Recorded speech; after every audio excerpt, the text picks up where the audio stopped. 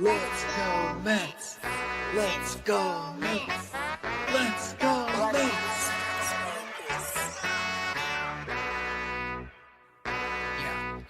Yeah. You gotta believe and invest with your heart. Orange and blue till Mets do us part. Spring training, oh yes, it's the start. City Field gritty till Mets do us part. Hit home runs and knock it out the park. Big Apple till Mets do us part. You gotta believe and invest with your heart. Listen to the show till Mets do us part. John from Brooklyn, Ibby reps NJ. With the other team, I don't care what your friends say. Mets fans, we focus like a sensei. Listen to the podcast Monday, Wednesday. Made a couple bad plays, but we still won. Character, yup, we're gonna build some. Are you gonna check the pod? It's real fun. Just like Mookie, I will sign. So invest with your heart. Orange and blue till Mets do us part. Spring training, oh yes, it's the start. City Field gritty till Mets do us part. Hit home runs and knock it out the park. Big Apple till Mets do us part. You gotta believe and invest with your heart. Listen to the show. Available now on all streaming platforms. If you love the New York Mets, check out Till Mets Do Us Part. Enough rapping. Let's get to yapping.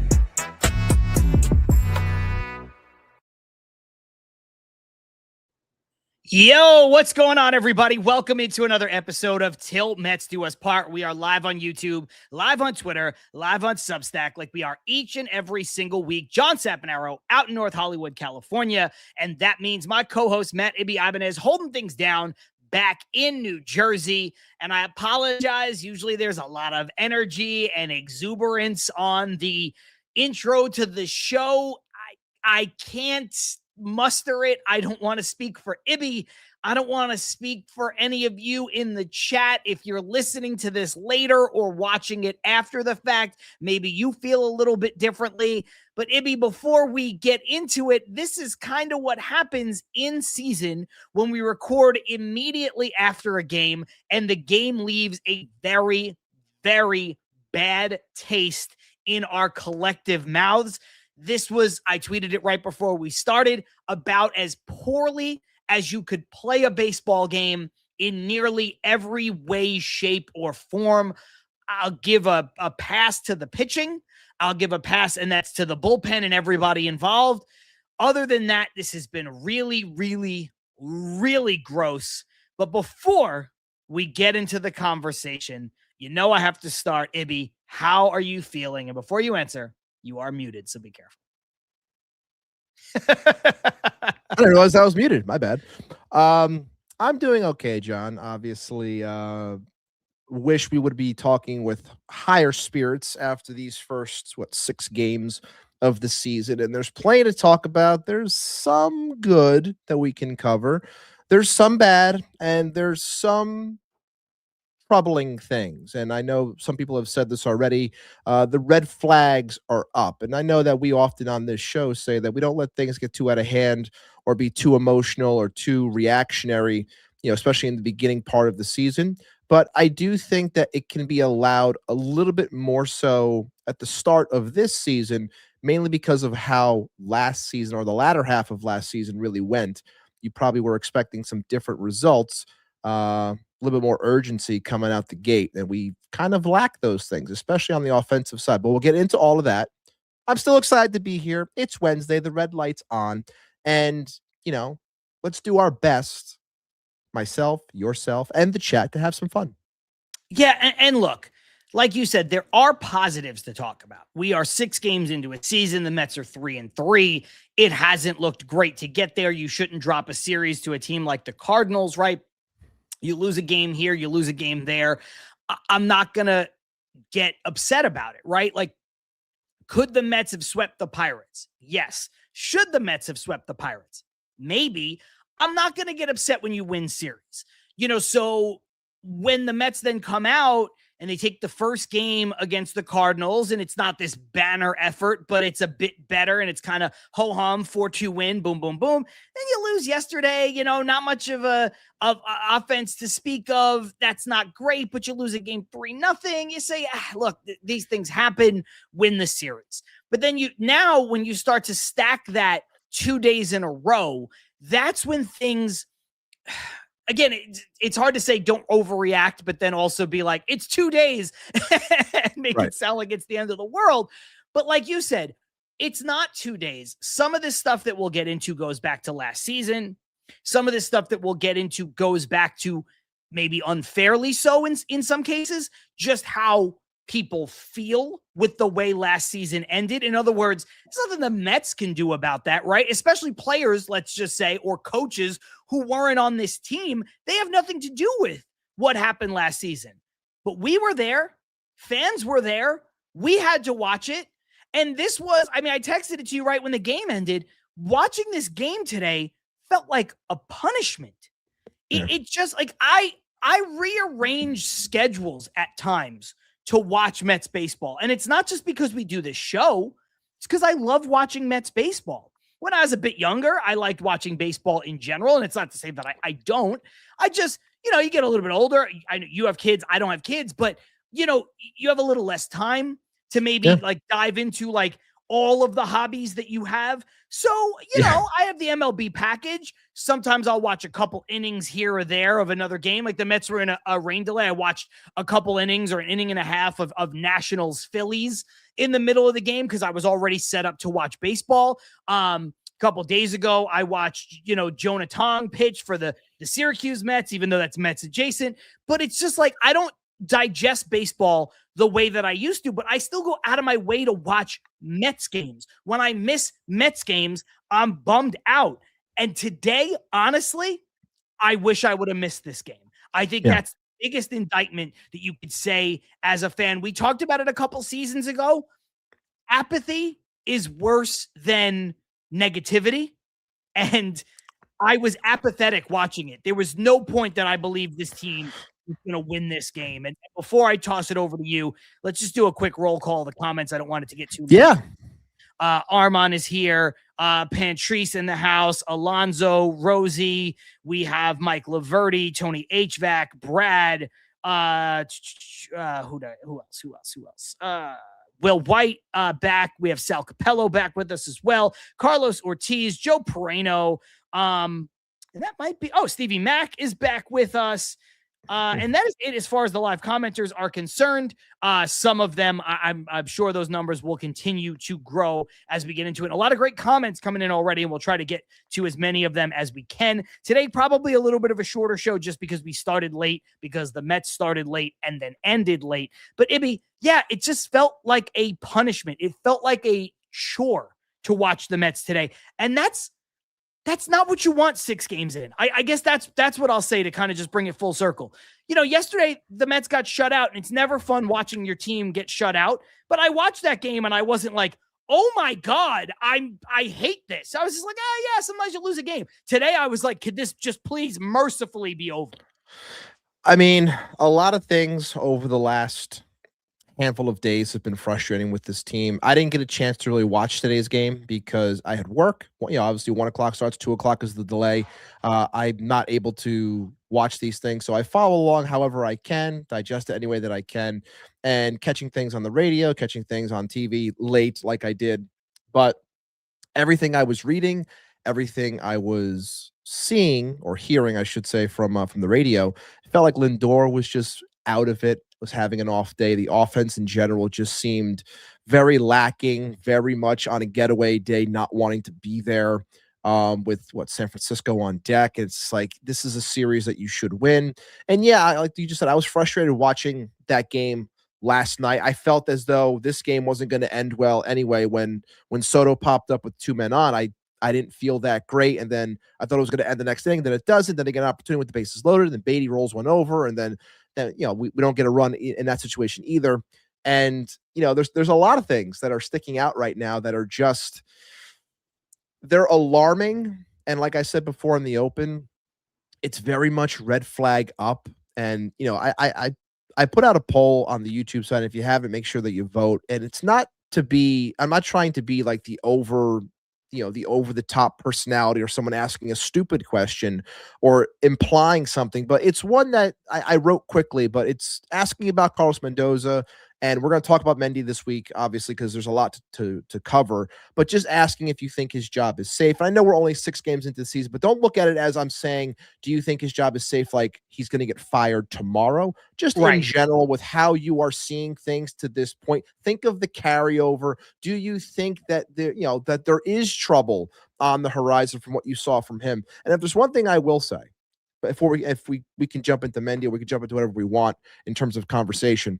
Like I don't get out to the park as often as I like to anymore. Like John was just saying before, new responsibilities, a home, children, wife, other things that have to be done. Getting to baseball as much as I can for the show. In general, love my Mets. Got to the stadium, very happy, had a great day. Me and the wife had great seats, had great food. Fantastic time at the park. Very happy, beautiful day. And it just ended on such a sour note. And I haven't left a game that angry before in a while. Like not since like before marriage and stuff like I left that stadium so angry and pissed off. And it showed in our group chat and the things that I was tweeting as well about Lovelady and the decisions by Mendy and the offense and everything that was going on in that game.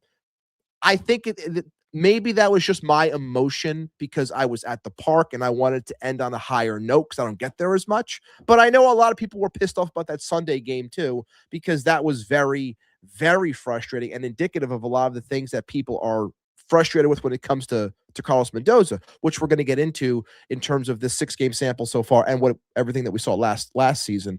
But all in all, it's hard to watch right now, and I'm upset by that because I thought this offense would be doing a lot more, would take a step forward, and I thought we would see a lot more of what we saw opening day. But that, at the moment, looks as though that was the outlier or the aberration, whatever word you want to use, in terms of everything. They scored 11 runs that first game, and then they ended up scoring, 11 or 12 runs in total in the 5 games that followed. And it's been rough. Three extra inning games against teams that you shouldn't really be in extra innings against.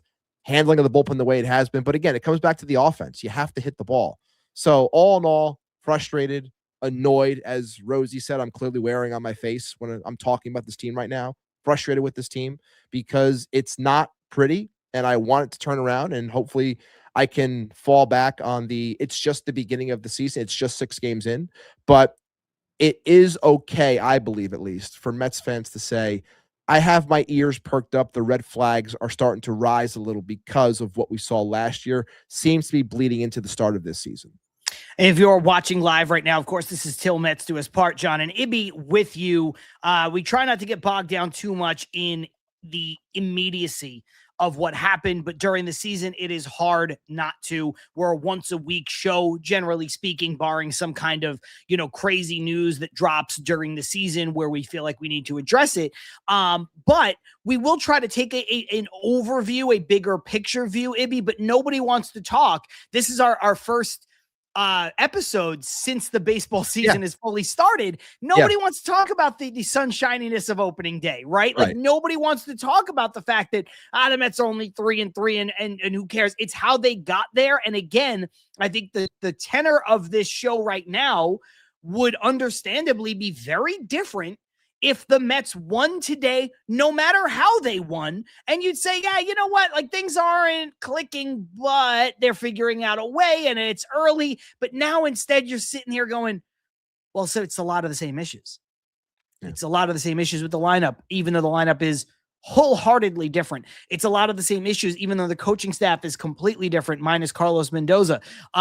It's a lot of the same issues, maybe because of Carlos Mendoza. So, if you're new to the show, you're listening to the show, watching the show after the fact, we try not to get bogged down in the minutia here during the season, but it is hard. I think jump into the comments really quickly. First of all, Chrissy says, poor Mrs. Ibby had to deal with grumpy Ibby. It's a really good one. I was red hot, man. I was red hot. So pissed off. I'm so sorry. From the media goon, from what I'm seeing from fans today, it seems like Danhausen visited the team because the Mets are cursed. That's a really good comment. But here's what I want to say. There is some okay. This one from Armin, and this is not taking shots at anybody who has said these comments. I just want to try to put it in perspective as we take a little bit of a bigger picture view. Awful baseball game today. We're not going to spend an hour or so talking just about today. It's a disservice, quite frankly, to the entirety of what the format of our show is. But Armand saying 1 for 29 runners in scoring position this series is just disgusting. That's agree. Gross. Patrice saying Mendoza's not in trouble yet after only 2 series, but his seat is getting warmer. I agree there. Yes. Look, Ethan saying fire Mendy, which I think is a little bit on the extreme side. But Ethan's been very hard. Ethan's been very hard on Mendy for a while now. So I'm not shocked by that comment. Correct. I'm using this as the segue because I'm not dumping on Ethan because Ethan has been very consistent on this. As a matter of fact, later on in the comments, Ethan went on to say should have been fired last year. Yeah. So, and I understand it. We talked at the end of the season. I said to you, I don't think he's going to get fired. And I sort of kind of don't think he should be fired. But there were things that Mendoza did down the stretch, even though a lot of it wasn't really quote unquote his fault, that I said to you on this show was a quote fireable offense. Yeah. So, the reason why I bring this up to segue is because we do have to be a little careful with some of the narratives. So this one from Joe Prano, me in front of the chalkboard. I know Joe's a little bit tongue-in-cheek here. Me in front of the chalkboard like Bart Simpson. I will not look at Brando's Nimmo stats so far. I will not look at Brandon Nimmo's stats so far. ... You can't play that game. You'll drive yourself insane. It is not worth it. Also, if you want to, Ibby, I understand that like you don't win games a lot of times on defense at second base, but if you want to look at the defensive metrics and the fact that, you know, Brandon Nimmo for the short sample size in 6 games, yes, most runs scored, good batting average, you know, blah, blah, blah, blah, blah, compared to what Simeon's doing. But then you look at the defensive metrics in right field and Brandon Nimmo looks horrendous, right? So you can't do that to yourself all season. So I just caution you with that. 2, if you're going to talk about one thing, be fair, talk about the other part. With Brad here, why is Mendy so ready to pinch hit for players? Vientos can hit both a righty or a lefty, then following it up by saying, why is Jared Young the new Vogelback? Well, everybody wants Vientos off this team. So, you know, if you're going to pinch hit, you're going to bring guys in. And listen, when your offense is as bad as the offense has been, everybody's the culprit, including and especially the stars. But Ibby, I don't think this is the day where you want to lay blame at Vientos or Jared Young because those are 2 of the guys who actually got some important hits over the last 2 days. So, you know. Everyone's been obsessed with Jared Young over the last couple of days, and that's why I poked fun at it with my end of the game tweet the other day, how, you know, just putting his name on the lineup card, and, you know, he smoked a double or whatever it was, 105 off the bat, and it was a hit that was obviously put a run on the board, but I'm not going to lose my mind over Jared Young. I think he's had some okay at-bats to this point, but it's not him. He's not the reason why this team is losing ball games. He's not the reason why they look lackadaisical in spots. It's because the other guys that are here are just not hitting right now. And that's not what we thought was going to be the case. And we felt as though it wasn't going to be so reliant on the top end of the lineup like it was last year because of the retooling of the overall team that we've seen. We thought it would be more of a consistent thing as a 1 through 9, but these first 6 games, it does seem as though we're still being a little bit more dependent on the top half than we should be. Yes. And I do want to say this. At this point, Ibby, and I can't believe we have to say this, but it's just the truth. There is no point 6 games into the season to be looking at anyone's stats. Right. Now, you want to talk about team stats, like, you know, like the Mets are pitching really well, right? So if you want to talk about something like team ERA and accentuate the positive, sure. The Mets are hitting as a team collectively, especially with runners in scoring position, very poorly. So if you want to talk about that, yes, you're getting into where you can look at some sample sizes, but individual players' stats you should not look at. And honestly, this one from Ken is good. Nimmo had 9 RBIs in 1 game. Who the fuck cares? But it's the inflation of stats, right? You have 1 good game, your numbers look terrific. You have 1 bad game, your numbers look horrible. And so you can't worry about the stats right now for individual players. It's just too soon to bog yourself down. And again, this is not to say that anybody's viewing of baseball is right or wrong, or they should or they shouldn't. It's just, don't make yourself sick over it. So, to use Joe Prano's comment, like, no, don't look at Brandon Nimmo's stat line. Not only is it not relevant because it's over and done with, but also it's 6 games, and a person's individual stat line is not going to matter. It doesn't. It can't. I will bring this up real quick from Rosie saying Young isn't the reason why they're losing, but I don't know why he has to be in nearly every game. Look, I said, and I was going to bring this up too, I'll just bring it up now. I had said during our preview episode last week, 2 names that we're hearing a lot of over this past week are Jared Young and Richard Lovelady. 2 names that I had said that I didn't mind that they were on the roster because due to circumstance, I didn't think I would be seeing them that often. Didn't mind it for certain spots. I've seen it more than I thought I would for sure. If we're going to talk about the 2 in general, I think I've seen a little bit better from Jared Young to this point. Now, look, someone can look at the overall numbers and say that, Richard Lovelady has been okay for what he's been asked to do, but at the same time, like I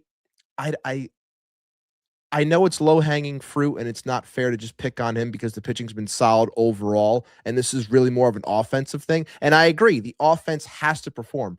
But did anyone really think we would be seeing Richard Lovelady 4 times in 5 games?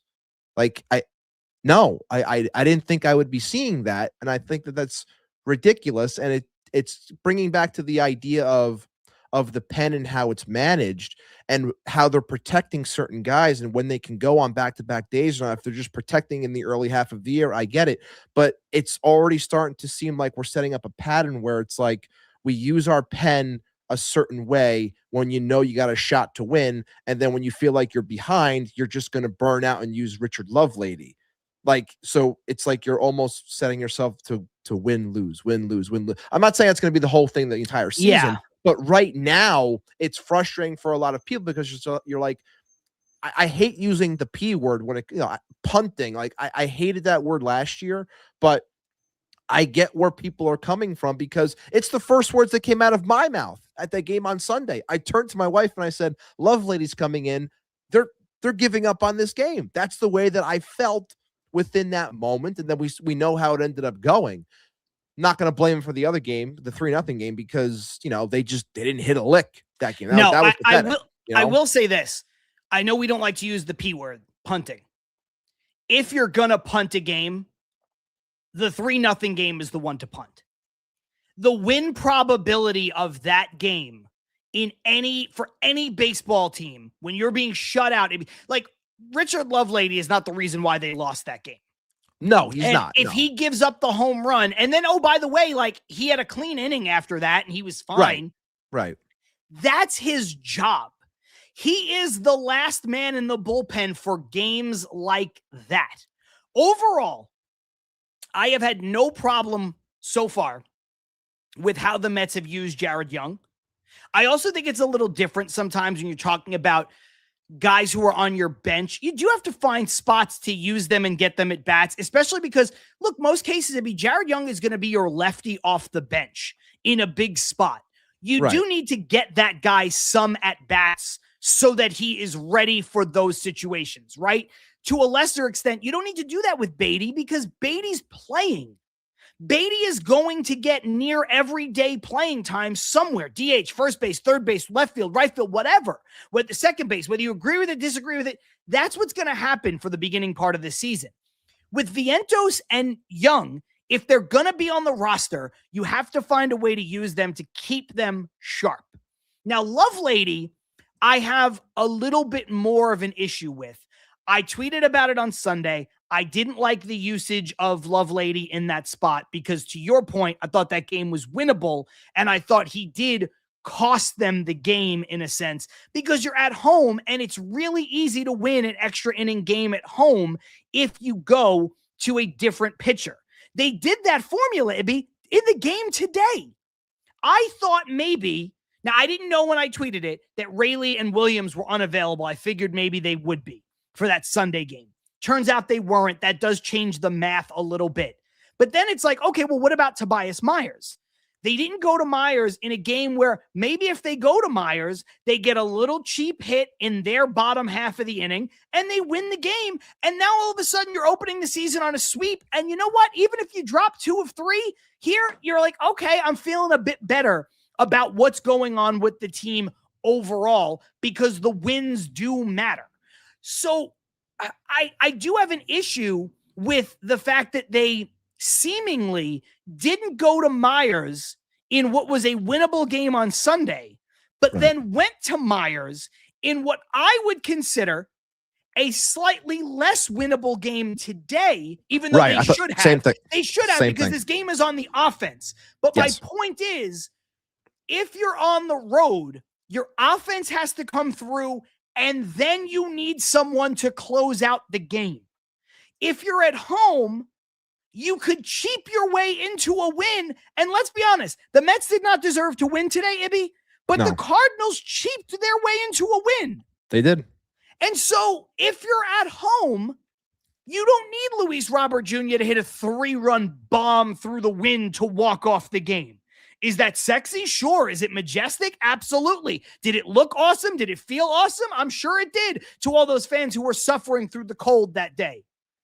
But I think maybe you need to be a bit more aggressive in how you're rolling out the bullpen if you were going to use Tobias Myers in the kind of role that they used him today on basically 1 day's rest. Why couldn't you do that on Sunday? And then they probably win.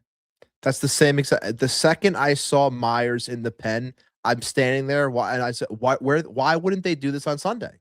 Like, what was the, like, I would have thought that that would have been day 3, day 4, since he had last thrown, a throw day, essentially, called Sunday. That. Yes. Cause Tobias Myers pitched 3 innings on opening day.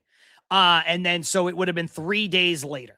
So it would have been a throw day. So it's just like, I in that spot, I would have thought he would have been able to, but I get it. Guy throws X amount of pitches. They don't want to burn guys out early. They're trying to be careful in the early going because pitching is so fragile. Like, I get it to an extent, but like you just said, seeing him warm up today, I was shocked because I was like, I when they flashed the pen, I thought I was going to see Luis Garcia. I thought I was going to see Garcia. And I was like, Myers, like, what? Why didn't this happen on Sunday? Like, I thought that called for Myers on Sunday a lot more than it did for today, unless they were so confident that they could hold the Cardinals in these spots and they thought they needed Myers for some more length. But clearly, based off of the way your offense was going, if you're going to talk about, looking at something and thinking, this is what might end up happening, like, I would have thought that your bats aren't here. Why would you use Myers in this spot? Like, I didn't think it made sense, but it's again, this goes to, the questioning of Mendy to an extent, and we'll have an entire, segment dedicated to our thoughts on him. Brad with a good point. It's a bit of hyperbole, but it's true. Again, this is what I mean when I say these are the kinds of roles that Lovelady is here for. The Mets want to see how fast they can blow out Lovelady's arm. Like, again, they're not trying to hurt him, obviously. That's the hyperbole. But, Ibby, that's his role. His role is to pitch on back-to-back days when you're trying to save another guy. And that's why, again, I don't have an issue with him pitching in that 3-0 game. I think I was listening to Ryan Finkelstein on Locked On Mets this morning, and I think he said, like, the win probability for a team in the spot that the Mets were in that 3-0 game, late in the game, blah, blah, blah, blah, blah, when Lovelady came in, I think it was under 10%. And it's not the Mets. It's like any team in that spot down 2-0 with 6 outs to play with. And it's like, yeah, that's when you're like, you know what, man? And he said this too, and this shout out to Ryan for saying it, especially after Lovelady gives up the home run in the first inning that he pitches in. You're like, hey, buddy, guess what? You put the game further out of reach. So we're not going and getting another guy. You're going to wear this. You throw 20 pitches, you throw 40 pitches. This game is on you now, kid. And that's how it's got to be. But that's the role of a guy like Lovelady. Yeah. He is the last guy in the pen. And people are saying, Was he really better than Craig Kimbrell? Like, no, the reason why he's here is because the Mets are hoping that maybe Kimbrell might be better later on in the season with more extended spring training and more strength. Not to mention the fact that like in a week or two, AJ Minter's going to be back and Lovelady's going to be gone anyway.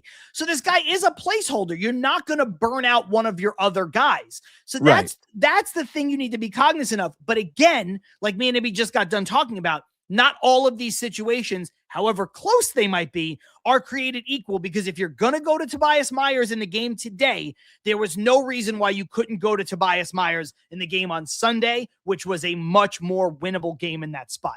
Joe Prano saying, not only did I not think we'd see Lovelady 4 times in 5 days, I refuse to believe that I actually did. I think a lot of the frustration, and I'm just thinking about this now, and it's probably mine too, and that Sunday game just, again, pushed me over the top, and then seeing him again in that Cardinal game, I think a lot of people are frustrated with the fact that we're seeing him as often as we are, but as John just said too, like, he comes in based off of situation. The Mets are putting themselves in said situations where you have to use him. Like that's another thing too. Like, I don't like the whole thing where it's like we're trying to win one game and then not trying to win the next. But again, that is also goes hand in hand with how the offense is performing. And if the offense is not performing, then that's what's going to end up happening. Otherwise, we're going to end up burning out the entire bullpen. And it's not even, we just got into April and we're going to burn out these guys, so many games in. By the time we hit June, they're all going to be dead. Like, that's always been a problem for this team. Now, do I think it's going to be the same problem again this year? I don't. I think there's going to be some guys that come up that can help us too. But, I just think that the Mets have put themselves in these situations as well where it's borderline forcing us to see Lovelady at some point, because it just gets to a point where you got to put somebody in.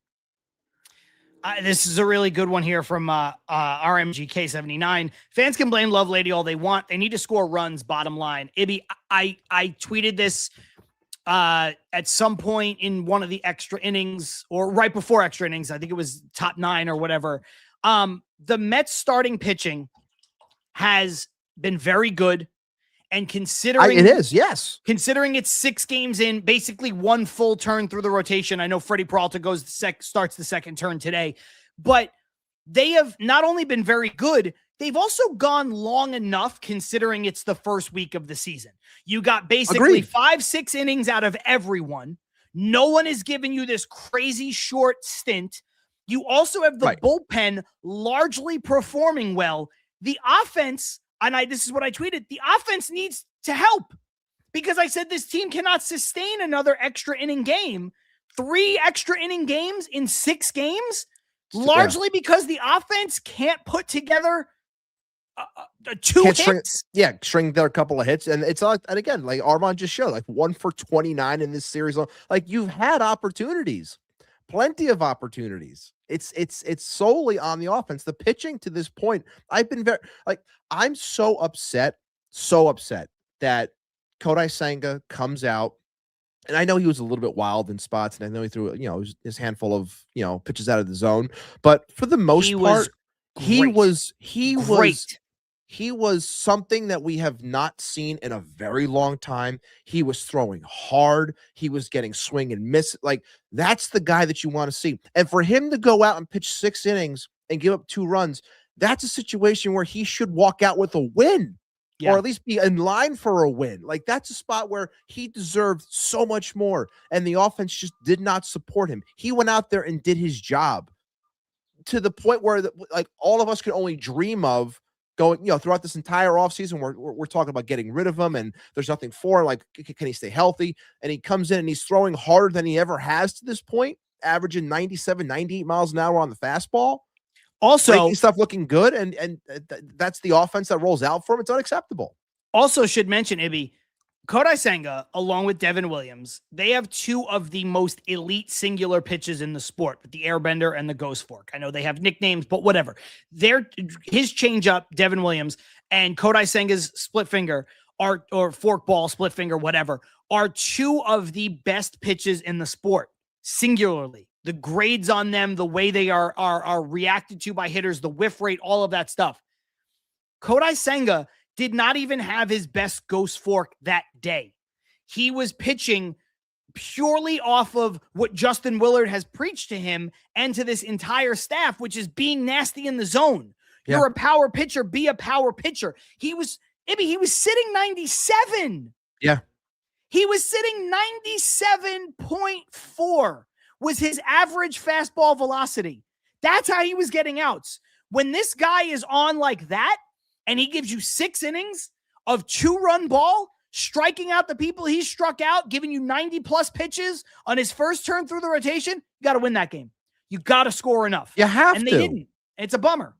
It's a huge bummer. I just like that. I think that's why I was very disgusted watching that game, because it's like you get the pitching. It's classic Mets where you're like, last year you get a couple of hits here and there, you score some runs, you score 2-3 runs, you think you're going to win, and then the pitching goes out there and goes an inning in the third or goes 2 innings, gives up 5, then you're in the hole, you end up losing that game 5-3, 5-2, whatever it is, and now you're getting pitching that shows up, and now the offense is like, you know what, I'm not going to help you out.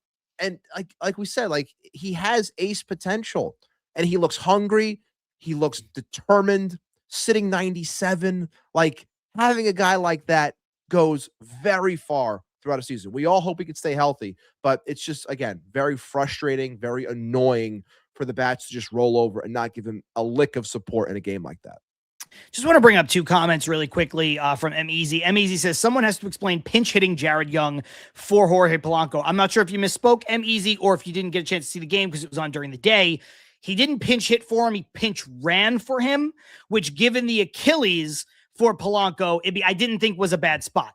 It's just that later on, then he also had to hit in that spot, but I think he drew a walk. So I don't think it was the worst thing in the world, but he did not actually pinch hit for him. He pinch ran for him.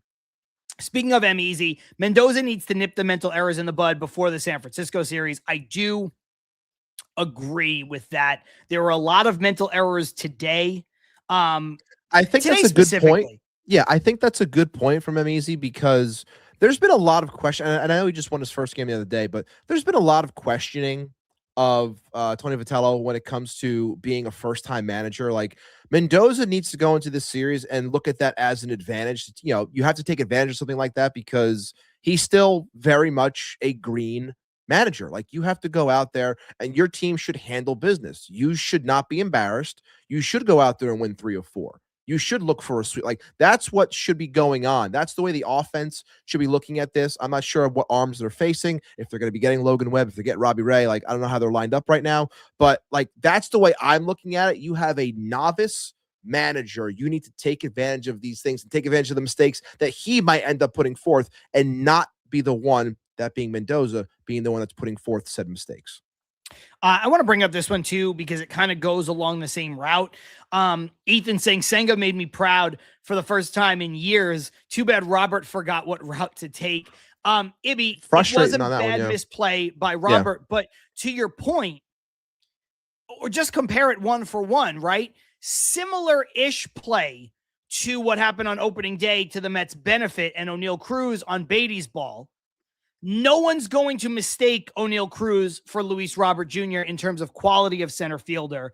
The ball also had a bit less loft on it. So once Robert took one misstep, he was screwed, as opposed to O'Neal Cruz, who I think misplayed it and then misplayed it a second time before then dropping the next ball in the sun. But point being, instead of letting it spiral the way the Pirates did, the Mets were able to get out of that inning with just the 2 runs.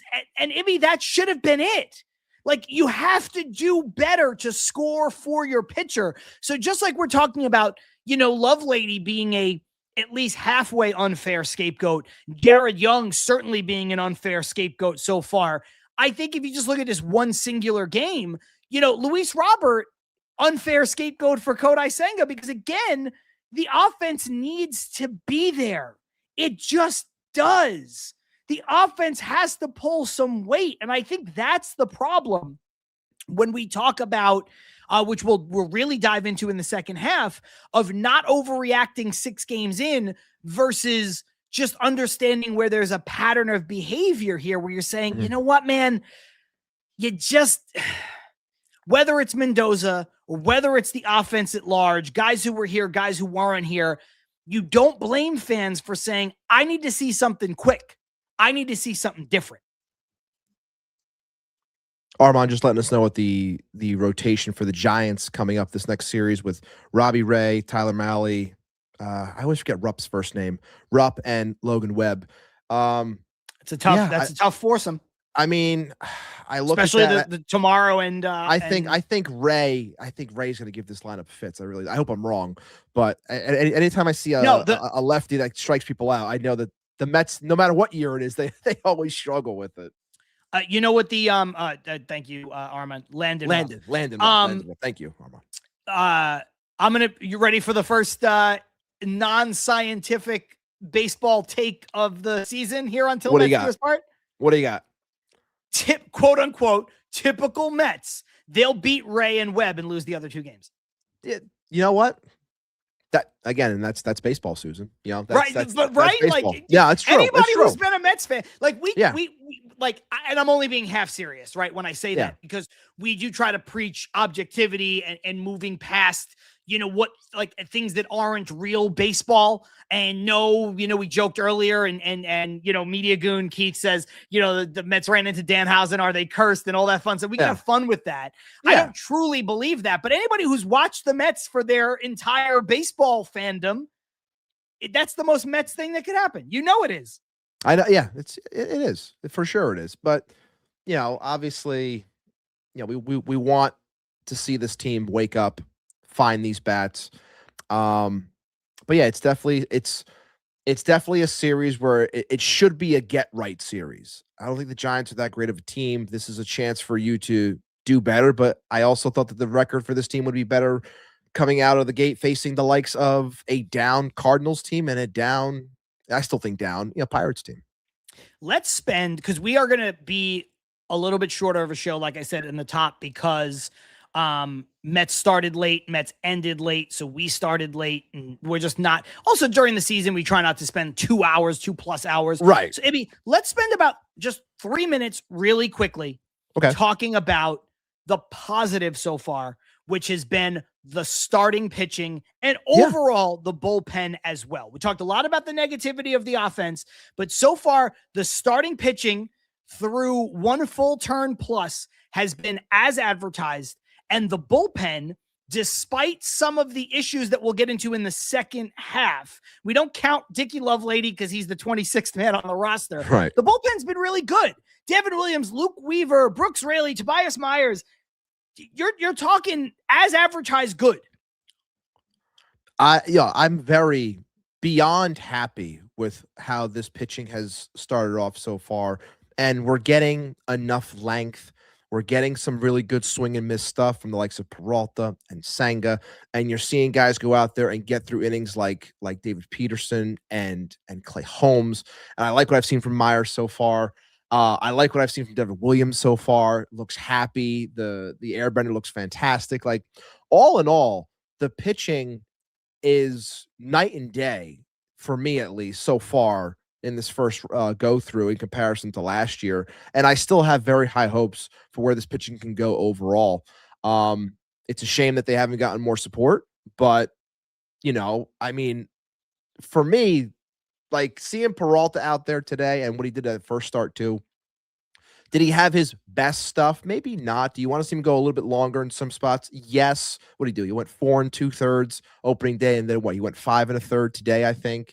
Obviously you want to see him get some quality starts mixed in there, but I still also think like to see though stuff. He wanted to stay in that game, and obviously they weren't going to let him. And I do think pulling him when they pulled him made sense. He was at about 90 pitches or so, but I like that he wasn't like blowing off his manager like I need to stay, but also was like, I want to stay. I want to finish this. Yeah, I you love seeing that from a pitcher, but all in all, like the stuff he's shown so far, the moxie, the overall vibe. Like I said this to some people the other day, like Freddie Peralta is a guy that I want. Like to me, that is a Met. Like the attitude and the presence, like that's the type of guy you want on your team. So I'm very happy with his start to this point. He came to play some ball today.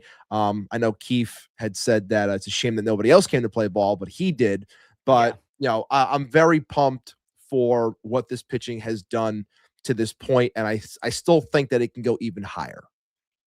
I will say this. I'm surprised no one has said this as a rebuttal, either, in the comments during this show or just nothing that I've seen like on Twitter. And, again, where irrationality reigns supreme, I'm surprised that no one has said, well, the Mets starting pitching was great to start last season. Maybe the big difference is the Mets are not doing it with smoke and mirrors this year. First of all, you look at some of the names and the back of the baseball card that are associated with it, right? The addition of Peralta is a night and day addition. Senga pitching the way that he's pitching, and Senga was great to start last season, but you could make the case stuff-wise, the spring into the first start is the best we've ever seen Kodai Senga pitch, and that includes his rookie season with the Mets. I mean, he's doing stuff in terms of I hate to use the word, he's doing things in terms of stuff, his quality of stuff that we've not really ever seen him do before. You add that to, David Peterson, the maturation therein, where every year after the hip surgery, he seems to get better for longer. And I think what happens to Peterson is he burns out towards the end of the season, but the quote unquote end of his season tends to last a bit longer and then a bit longer and then a bit longer as he kind of grows into, just being a better major league pitcher. Maybe that's a bit of a late bloom, but it is what it is.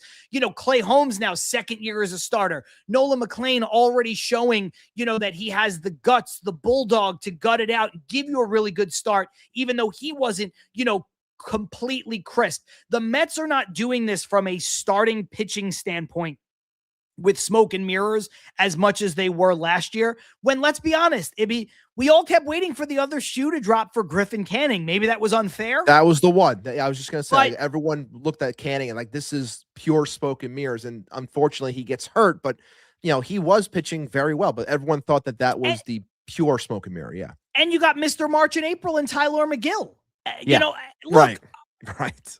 And you're getting guys who, look, I know Manaea's not been good. Like, he wasn't good when he came back, and then he's not in the rotation right now. We're going to talk about Manaea in the second half. But you've got Manaea, who was supposed to be a part of your rotation. He wasn't even there. You got Montas, who I know was a disaster. He was supposed to be a part of your rotation. He wasn't even there. So I think when you start to get into the Griffin Cannings, the Tyler McGills, and everything the Mets were doing last year, it seemed like a house of cards. When you look at this rotation, again, just one full turn through plus Peralta twice, this is not a smoke and mirrors rotation. Freddie Peralta, legitimate top 20 pitcher in baseball. Nolan McLean, one of the best pitching prospects in the sport. Kodai Senga, if he's going to pump 97.4, ace quality. And then you've got Peterson, who is no worse than a very good back-end starter. And then Clay Holmes, who's been terrific. Like, now you're looking at a situation where you're like, wow, this is a good rotation. This is not a by accident rotation. Yeah, the upside that you get from those top three, and then you couple in the Peterson and the Holmes of the world. And I like to call those guys, people like that, like, they're dudes. Like, those are guys that can go out there and they do a job. Like, they can go out there, they can give you 5 or 6, and they can keep you in a game, and you can win when those guys are on the hill. And if those guys are on your back end, like, that's how you become a better winning team. Now, of course, you have to have some offense in order to win said games, because the whole point of the game is to score more than the opposition. But, everything that they've done to this point, I think, has been very good, and I think they could do better. And of course, shout out, we're talking about the pen, we're talking about Williams a lot. Luke Weaver's been solid as well. But Brooks Raley, like, I got to say this real quick. Brooks Raley, ever since he came back from Tommy John last year, has a 2.20 ERA in 33 appearances while holding left-handed hitters to a slash line of 0.91, 0.189, 0.121. That's a 310 OPS. Brooks Raley has been awesome. Like, and I understand that they want to take care of him and they want to protect him. Like, I understand that one. That one I can get when you're taking care of an older guy off of Tommy John. Like, I get that. Shout out to him, because he has been nails when it comes to doing a job and coming out of that pen. Again, in the second half of the show that we're going to get into here shortly, we are going to talk about, again, the bigger picture of some of these people, good, bad, Not to bury the lead, but we'll get Mendoza in there. We'll get Manaea in there, Bichette, some of the stuff that's been a hot topic over the first 6 games of the season. But if I can, I want to say one positive thing before the break about the offense. And it has to do with the same thing with mine. I wonder if it's the same as mine. I think it's going to be. Again, we don't talk about this stuff, but I think it's going to be. I'll use these 2 comments as the segue. Brad says, the fact is we were sold a more contact and better at bats with runners in scoring position. And Armand says, not in reply to that separately, the Giants bullpen is not good. The one thing the Mets offense is doing, big picture, they are causing starting pitchers to work. They are having good at bats, starting games, going through the lineup once or twice. They're making these pitchers work.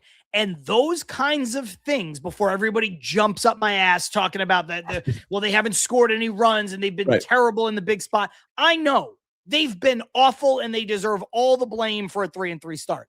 But the point is, Ibby, they have shown some things that if they continue to do that, will pay dividends later on in the season. Because I do believe that Francisco Lindor and Bo Bichette and Jorge Polanco and Luis Robert and all these people, they're going to hit.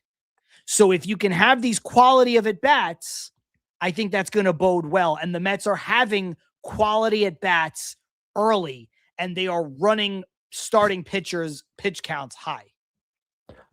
I was going to go that same route, so we were on the same page when it comes to having better at-bats, and obviously they're not having those better at-bats when it counts the most, which is what we want with runners in scoring position, but I was going to highlight one specific person, and I know the numbers in general aren't going to hop off the page because they're nothing crazy, because I know people automatically go to like batting average and stuff like that, but I've really enjoyed, for the most part, through these 6 games so far, I know it's a small sample size, but just seeing the at-bats that Jorge Polanco takes and has, like, puts the bat on the ball, has good at-bats.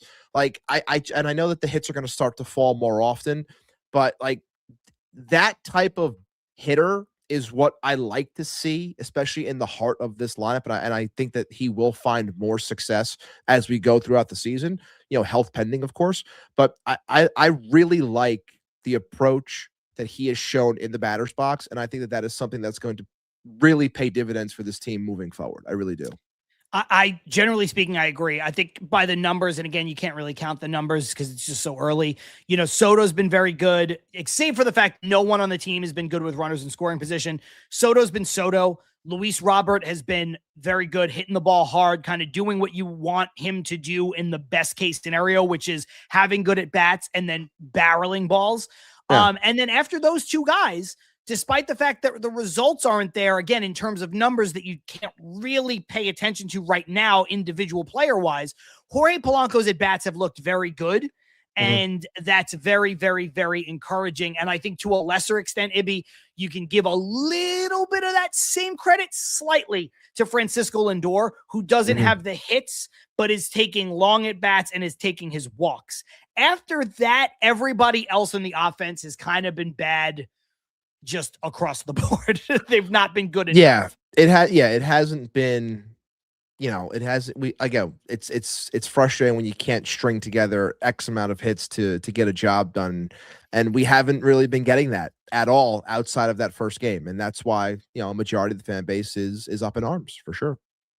Armin saying, should Robert and Bo Bichette be flipped in the lineup? We'll hang on to that because we will talk about all of these things and whether or not you should worry about them or not coming up in the second half of the show. If you're watching for the first time and you're like, where are you guys going? We're just taking a quick break, a 30-second reset here on the show. I'm John. That's Ibby. This is Til Mets Do Us Part, live on YouTube, live on Twitter, live on Substack, like we are each and every single Wednesday. We will be right back.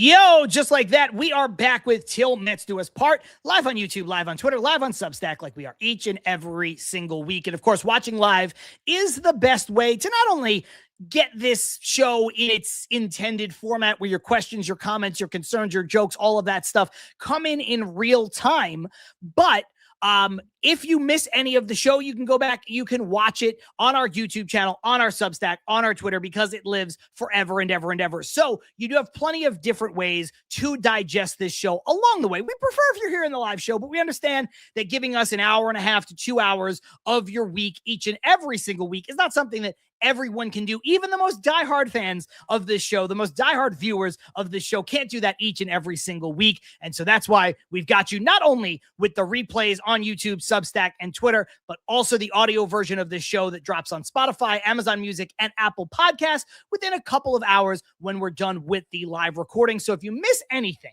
if you come early, or if you come late, you have to leave early, you can catch up not only on the video, but on the audio side as well. Ibby, before we get back into the conversation, let's hit them with a quick word from our friends over at Independent Safes. Absolutely, John. IndependentSafes.com. Independent Safes are protecting homes and businesses with secure residential and commercial safes, fireproof peace of mind in every corner.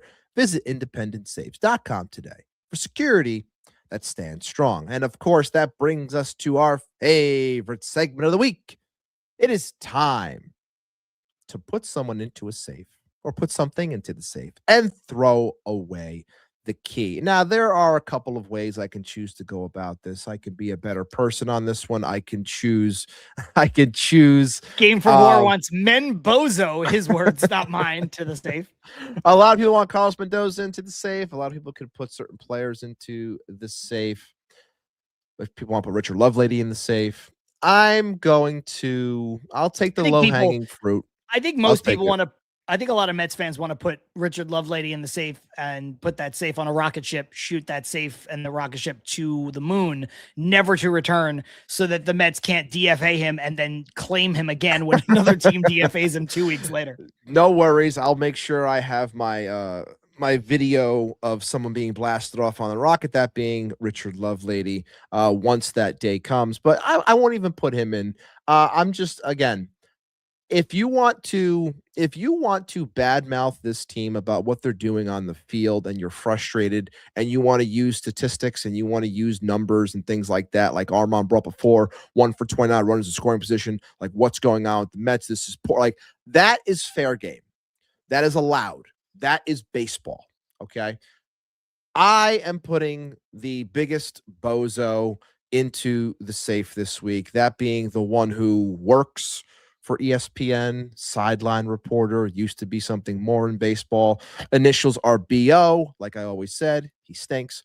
Buster Olney is going into the safe this week because I think he was just talking completely out of place when it came to Lindor and Soto. I think it was just for attention with nothing to talk about at that time. They could have dove deeper into the team, but they don't know anything about the team. So they just choose to take something about locker placement and turn it into a narrative and a story that is non-existent. So again, I'm putting Buster Olney in the safe for things like that, especially when he has the nerve to say in the same breath, I haven't been there, but, yeah. And then he decides to give thoughts on something when you clearly just said, I haven't been there. Yeah, no shit, you haven't been there. You're not wanted there. You're never going to be there. So there's no way to quickly. There's no way to quit. I'm sorry to interrupt. There's no way to quicker disqualify an opinion like that than I haven't been there myself. Like that's ridiculous. You don't need to be there for everything, right? Like Buster Olney, for all of his shittiness, has been a baseball reporter for a long time. There's a lot of things that he can say from afar. Sure. That is not one of those opinions. That's not You're one like, of them. No. You're like, oh, they moved his locker. Conveniently didn't mention that they gave him Brandon Nimmo's old locker that was in a really great spot for a team leader and somebody who's been tenured with the Mets for a long time. And then Soto gets Marte's. It's just like, yeah, like they weren't going to take that away from Nimmo and give it to Soto. That's super disrespectful, even though Soto is a bigger star. Yeah, like they conveniently left that part out too. So I agree with you on that. That's a bad look from Buster. Yeah, I thought that was just nonsense, and I agree with a lot of people in the comments too, saying like the offense and the hitters they want to put into the like. I agree, like that's where we could go, but like my frustration with stuff like this continues when it comes to sports media in general, where it's like nobody wants to actually talk about what's going on. We want to create all these other side stories and not focus on what's actually happening with the team. If you want to badmouth this offense, be my guest. If you want to badmouth their approach, be my guest. If you want to badmouth Carlos Mendoza and what he's done, be my guest. It's allowed because of what's been put out on the field. That's fair game. That's baseball. That's looking at the game as a whole. Stuff like this is not needed, and it just feeds more nonsense that is distracting from what is actually going on. So again, BO, you are put into the safe, locking it, throwing away the key, and I am heaving it into the Atlantic. Not the first time one of us have put Buster Only in the safe. Won't be the last. And I don't think it will be the last. Lots of thoughts like this. Ethan saying, put the offense in the safe. Carlos Ortiz saying, put the offense in the safe. Armand a little bit more specific. The offense with runners in scoring position in the safe, please get better. We should put, from Rosie, we should put the Mets' ability to get the ghost runner home in the safe. Yeah, that's a good one. That's a good one. Really, really, really good one. This one, Stevie Mac here early, then didn't say anything for a while, drops this gem. Lindor's ADD in the safe is a very funny comment. That's a good one. That is a very, very, very good one. Lindor had a bad game and an atypical. Well, you know why he did it? He got picked off because he knew Soto was going to hit a home run, and he said, I hate you. You ain't getting another RBI. So he got himself picked off because he did it to spite Soto. That's what it was, John. Get it right. Yeah. 100%. Spite. For me, I am sharing a brain with two of our commenters. Carlos Ortiz said those that booed Bo should go in the safe, to which Chrissy had said a few moments earlier, booing Bo was so dumb, and then followed it up by saying never understood booing players on your own team. Ibby, you know that I echo this sentiment from Chrissy specifically, something I have always said. I think, and I know some people, Carson said this, I believe, not going to tell other people what to do when they spend their money to go to games and stuff like that. If you want to boo, boo. I do take it one step further. I don't think that you should ever boo somebody on your own team unless you're booing bad effort or if you're booing a bad person. If whatever. I don't want to muddy the waters of this conversation. If Marcelo Zuna is on your baseball team and you want to boo him because he's a bad guy, boo him. Yeah, that's fine. I boo him every time he comes up. If somebody does something that is like so egregiously bad effort-wise, and I don't mean even like a brain fart like Lindor getting picked off kind of the way that he did, to me, that's not boo-worthy. I mean like really, really bad effort or something that looks really bad, like when what's his name threw the glove into the stands, like that stuff stuff can get you booed. Going out there playing hard, trying and failing is not something that I condone as a reason to be booed ever. So I think if you were there and you booed Bo Bichette 3 games into the season, I think you're a joke. Now I know they said it on the broadcast a couple different times that and I think a couple of other Mets shows have said it too, if there's not a lot of people and it's quiet, 50 or 100 people booing sounds like 1,000 people booing. It sounds a lot louder. Yeah. This is not representative of the Mets fan base. However, not to be a broken record on this, Ibby, but I go back to Mike Piazza as far as my fandom goes, big superstar player that came over here that I remember when I was in my, formative early teens, preteen years. Mets fans didn't learn with Piazza. They didn't learn with Beltran. They didn't learn with Lindor. They haven't learned with Soto. They're not learning with Bichette. There is a group of Mets fans, and these kinds of fans exist in every fan base, that have this entitlement towards booing great players getting off to slow starts. And I honestly think it's more of a reflection on the fan than the player. It makes you look like a fool. Because after watching Mike Piazza, Hall of Famer, you look at this, Ibby, Mike Piazza, Mets Hall of Famer, Carlos Beltran, Mets Hall of Famer, Francisco Lindor and Juan Soto, if those guys continue the way that they're going, will be 4 of the greatest players in Mets history. And I don't know if Bo Bichette will ever get there, but if you didn't learn from those 4, I don't know. I don't know where else you're going to learn. There's I don't know why it's this rite of passage to boo these guys. I don't know. And I'm with you. It's stupid. I was in the building. I was not booing Bo Bichette. I was questioning said people that were doing that.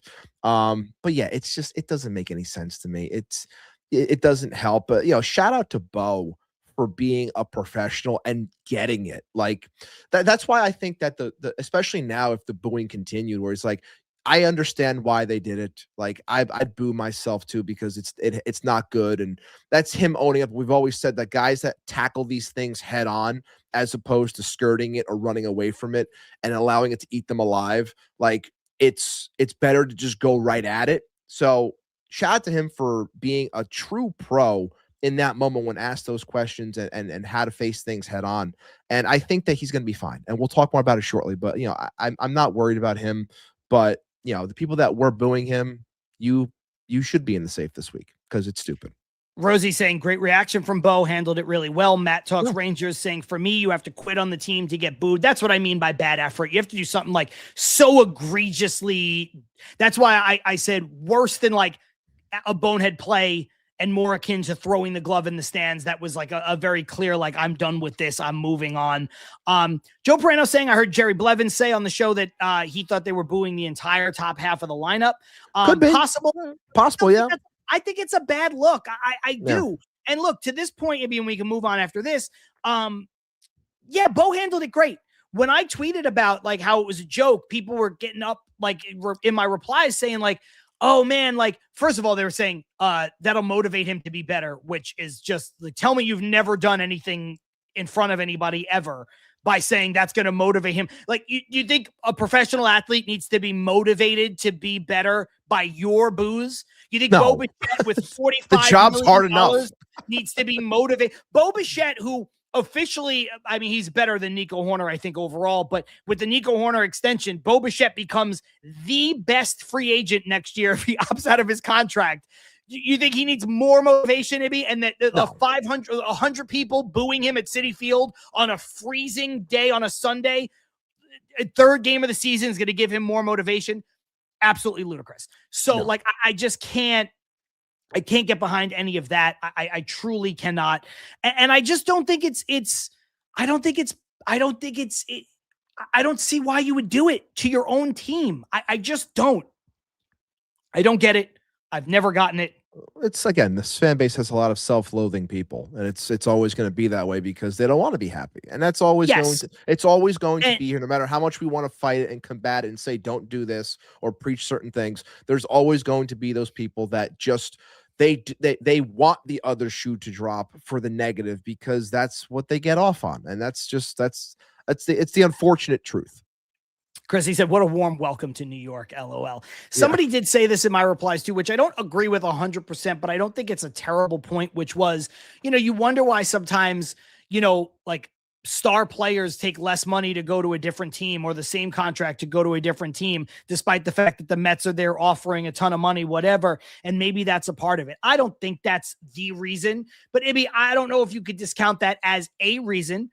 You know what I mean? I think that sometimes these people need to understand that, like, just because people handle it the way that Bo handled it, like a true pro, like a guy who grew up in clubhouses, it doesn't mean that it didn't bother him. Like, people were saying to me, why does it bother you? It didn't bother him. And it's like, no, he's handling it like a guy who's been playing in New York his whole career. It doesn't mean it's not bothering him. What's wrong with you? Joe DeMeo checking in saying, unfortunately, the season is over now. Yeah. So, why do we have to worry about it? Joe Bueno saying maybe they were just mispronouncing Bo.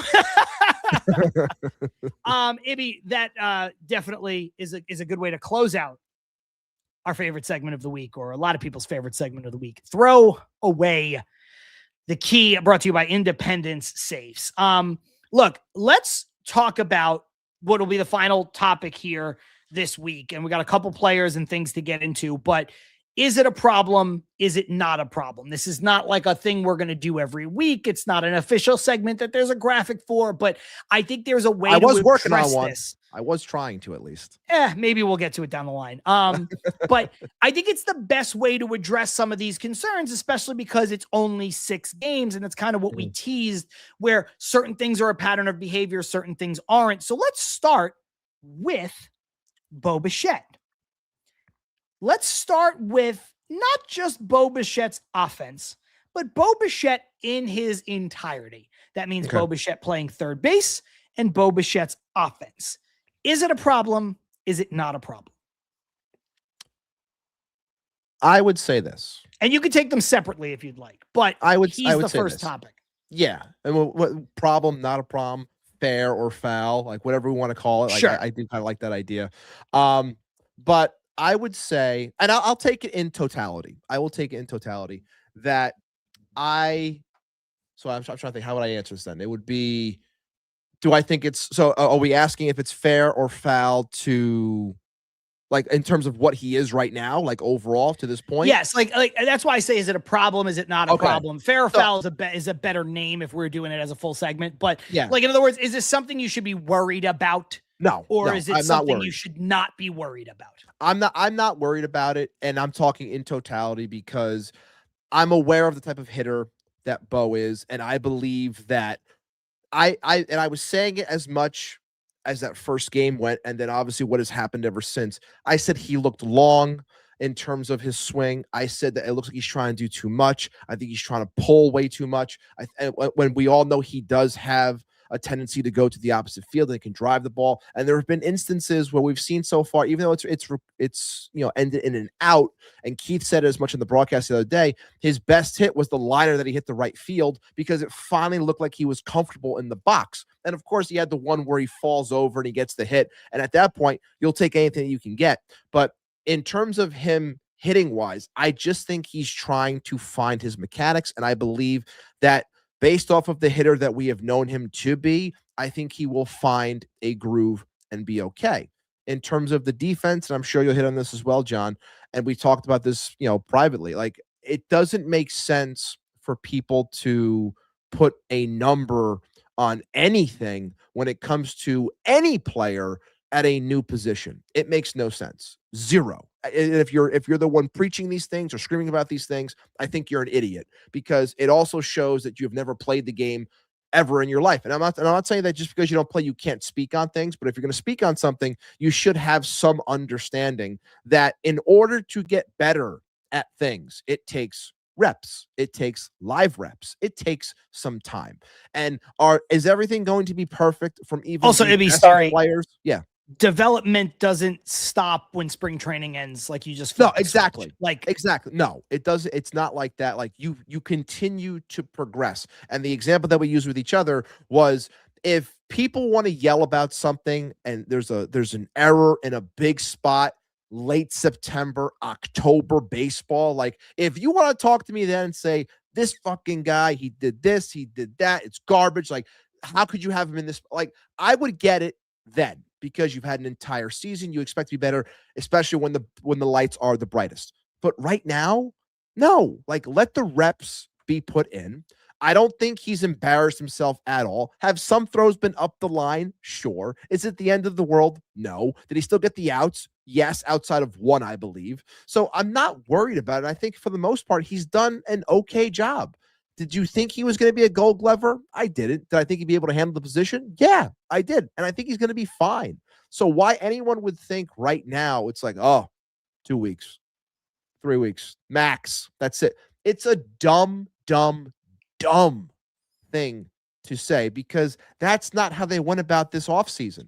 They went about this signing this guy to be their third baseman. You think they're going to say, here's $42 million, and after 2 weeks, we're going to say, you know what? We're moving you somewhere else. It is not going to happen.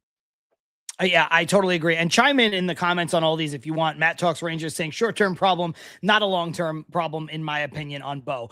I'll take the offensive side first because it's easy. I don't think Bo is a problem on offense at all. My bold prediction last week was that he'll lead the NL in RBI. I know he's not off to a great start as far as that's concerned, but doesn't really matter. First of all, it's a bold prediction. Bold. Second of all, I think he'll be just fine. We know the kind of hitter he is. You kind of said everything you need to say. As far as the defense, I don't think it's a problem either, Ibby. I'll take it one step further. My lukewarm take on Bo Bichette is that he has not been bad on defense. He has one error. He's made a couple of off throws. He's made a couple of routine plays on all the chances he's had to be routine. He's made a couple of nice plays. I don't think he's made any play that's been like, oh my God, sparkling spectacular, but he has made a couple of plays, 2 or 3 that jump out to my mind that were like, oh wow, very good play. Like Agreed. Very good. Not, vintage Nolan Arenado, not vintage Matt Chapman. Great. But like something that you would say is beyond average third baseman. Now, again, I don't think he's going to win a Gold Glove, but I don't need him to.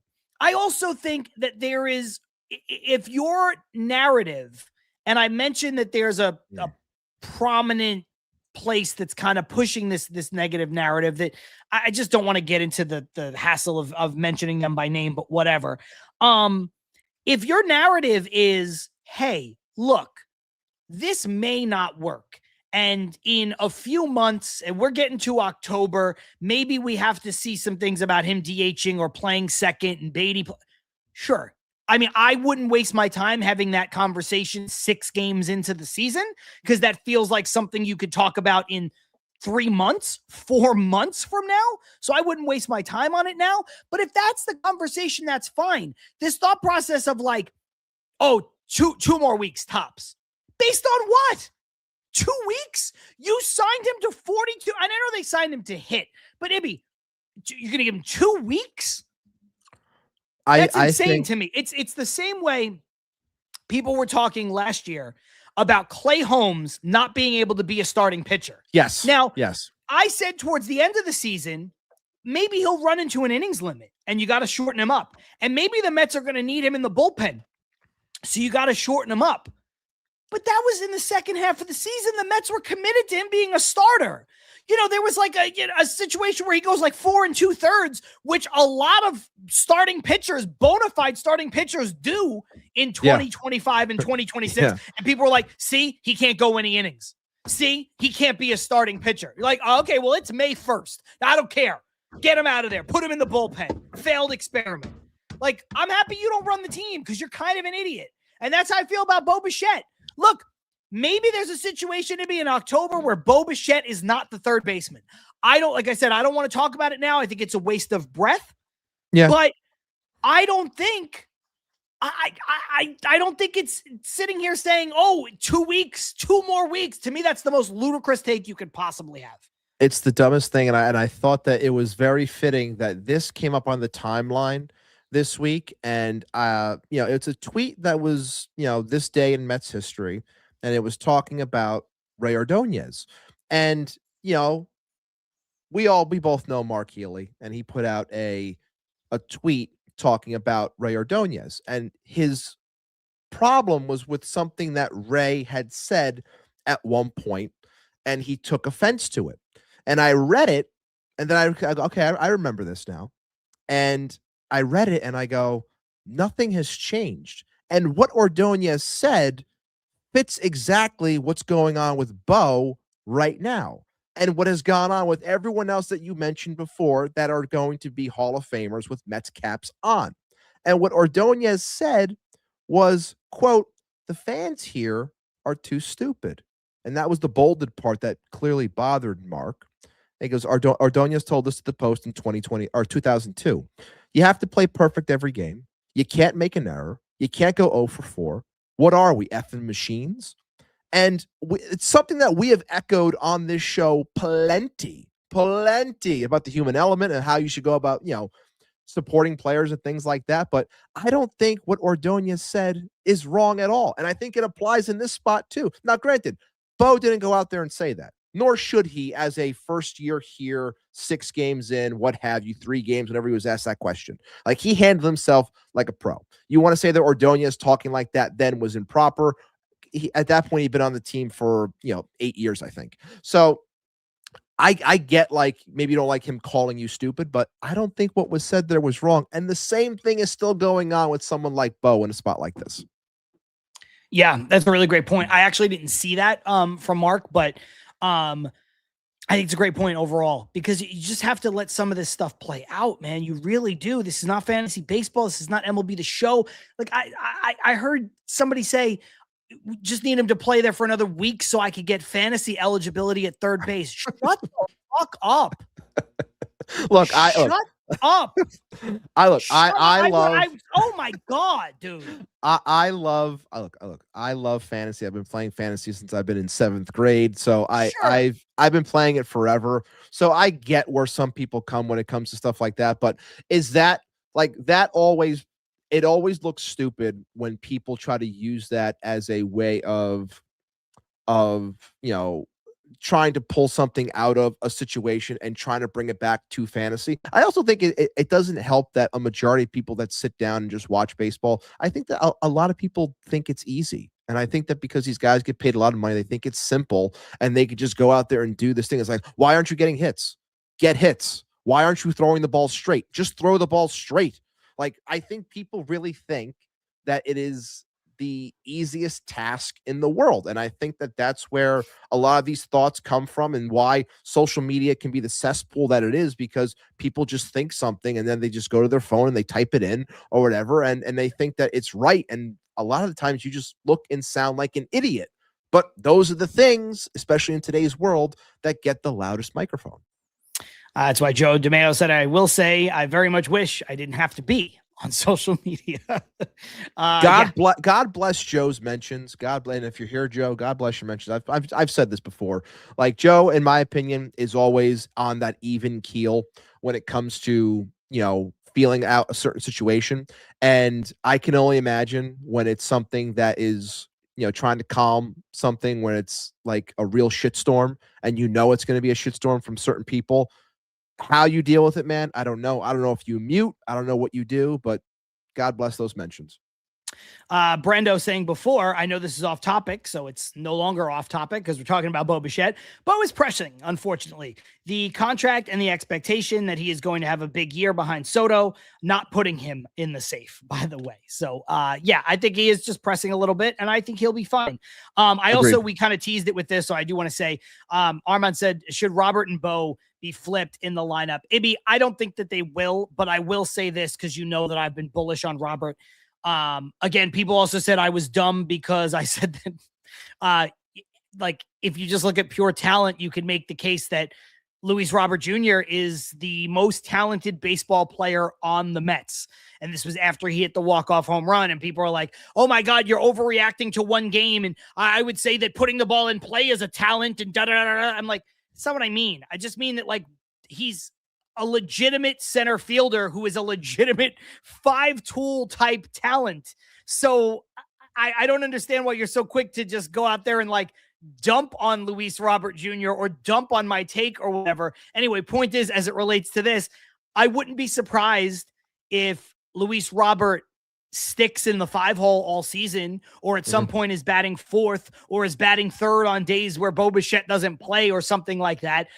Because I think Luis Robert is going to have a big year for the Mets. Like I said, my bold predictions, I thought he could go 25-25, and I stand by that. So I don't want to switch them, but I do I do respect the question that Armand puts out here. But no, I don't think there'll be a long-term switch. No, I don't think that they will either. And I think that, again, they're going to allow this to play out. And I think he's going to find himself. I really do. I think it's take a little bit of time. And like we've said before, whenever you come to the Mets, there's always this slow start off period, this get off period, because let's be honest, a lot of times, excuse me, a lot of times when a high profile player comes onto this team, it's obviously with high expectations to be a certain thing. And clearly, I think, as was just mentioned before, pressing to maybe even be something that he's not meant to be. Like, do I think that Bo Bichette's going to hit 40 home runs? No. Do I want to see him swinging out of his shoes every at bat? No, I don't. Do what you do, man. Just put the ball in play. Hit the ball. We know that the power can come. We know you get 25, maybe 30 home runs. Don't put yourself in a spot where you're swinging out of your shoes. And I just think that right now he's trying too hard, doing too much. The swing is extremely long.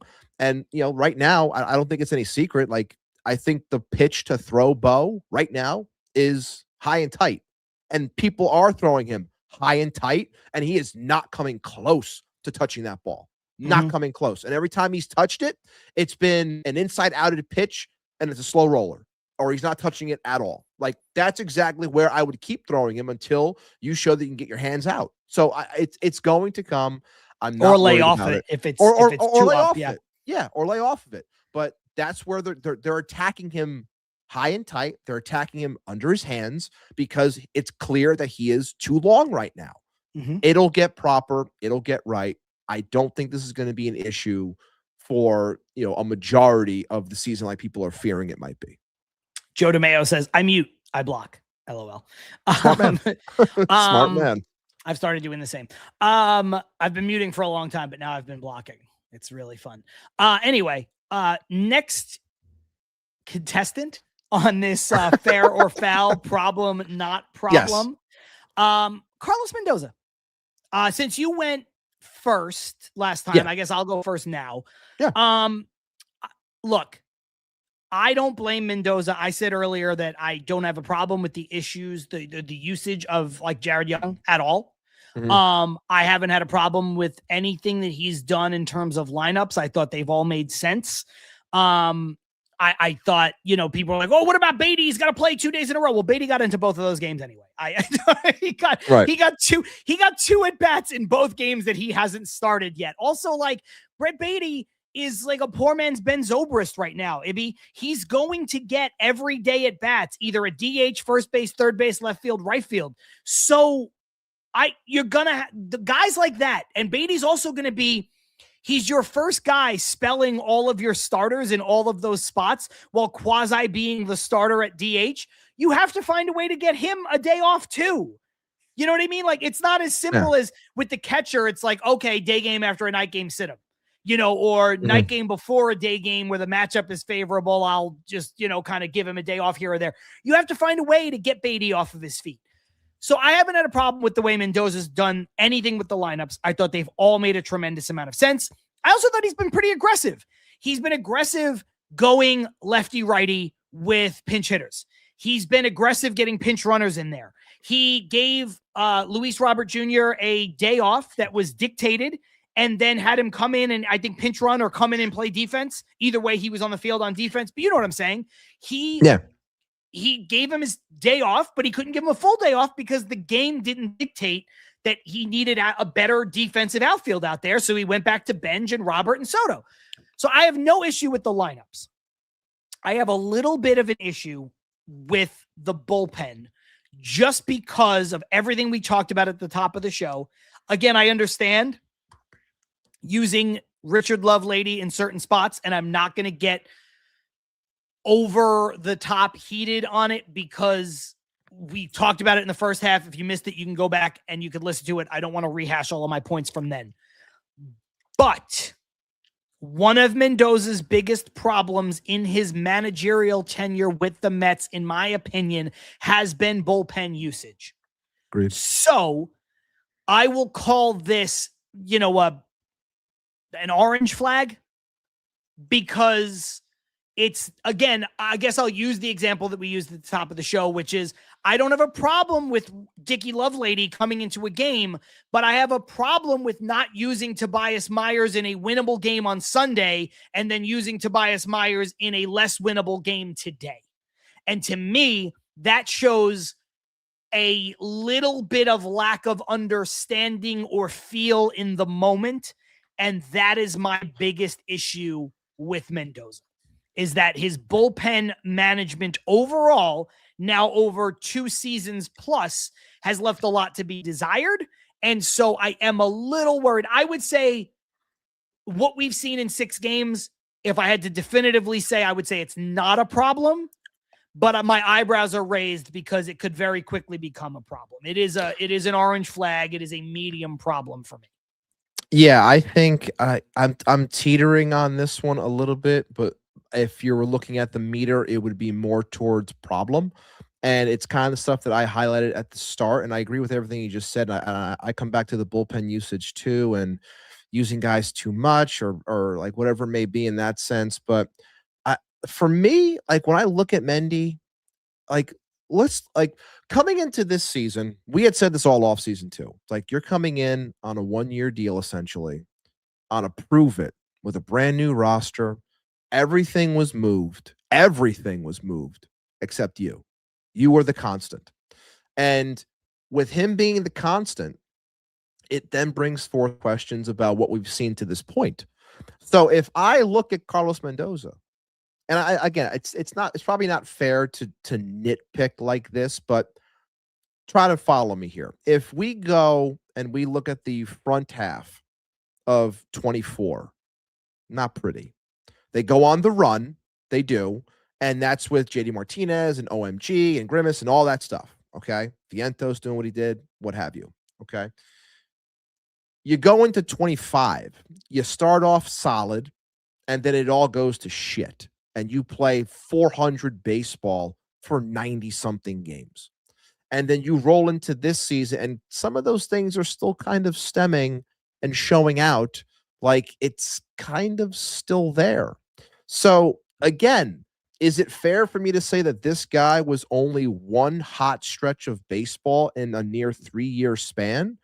I mean, to this point, with him being the constant, it's kind of hard not to look at that and say, well, maybe it's not all that. Maybe he can't command a room. Maybe he can't handle the personalities that are clearly being a part of this locker room, or have been a part of this locker room, because it's a New York team and there's a lot going on when it comes to who you need to handle and go about, your job, or whatever we believe said job of a manager is in today's baseball. But, between that, me looking at that as a whole, him being the constant, obviously I agree with you when it comes to the bullpen. I think that the bullpen usage is highly questionable, and it's to a point where I don't know if he can, if he can't figure this out. Obviously, I think it's going to cost him his job, but if he can't figure this out, it's obviously going to hold this team down in terms of where they can go, because we all know that, managing a bullpen is a huge part of a team's overall success, especially as you get later into the season and potentially October baseball. I would say we've talked about this comparison, or the unfair comparison therein before, where obviously coaches in the NFL win and lose you games, and it's not really fair to put that on managers in baseball, because they really don't win and lose you games to the same degree, to the same rate. Although you can point to a guy like Terry Francona, like we have said before, where I think he's good for a few wins in a season, more than average, more than your regular manager. I think a lot of the times with most managers, it becomes a wash. Maybe a decision costs you, maybe it helps you, maybe it costs you, and it kind of just works out where it's like an even keel at the end of the day, or it's an even tally at the end of the day. I think, though, all of that being said, Ebby, the biggest way that a manager can cost you games is in the bullpen. Yeah. Because a lot of that is done on feel. A lot of that is done on vibes. Yes, they have all the information. They have the iPads. They have pitching coaches. They have analytics. They have this. They have that. They could fall back on. But he's not allowed to talk to the front office during the game. He can't ask David Stearns which reliever to use.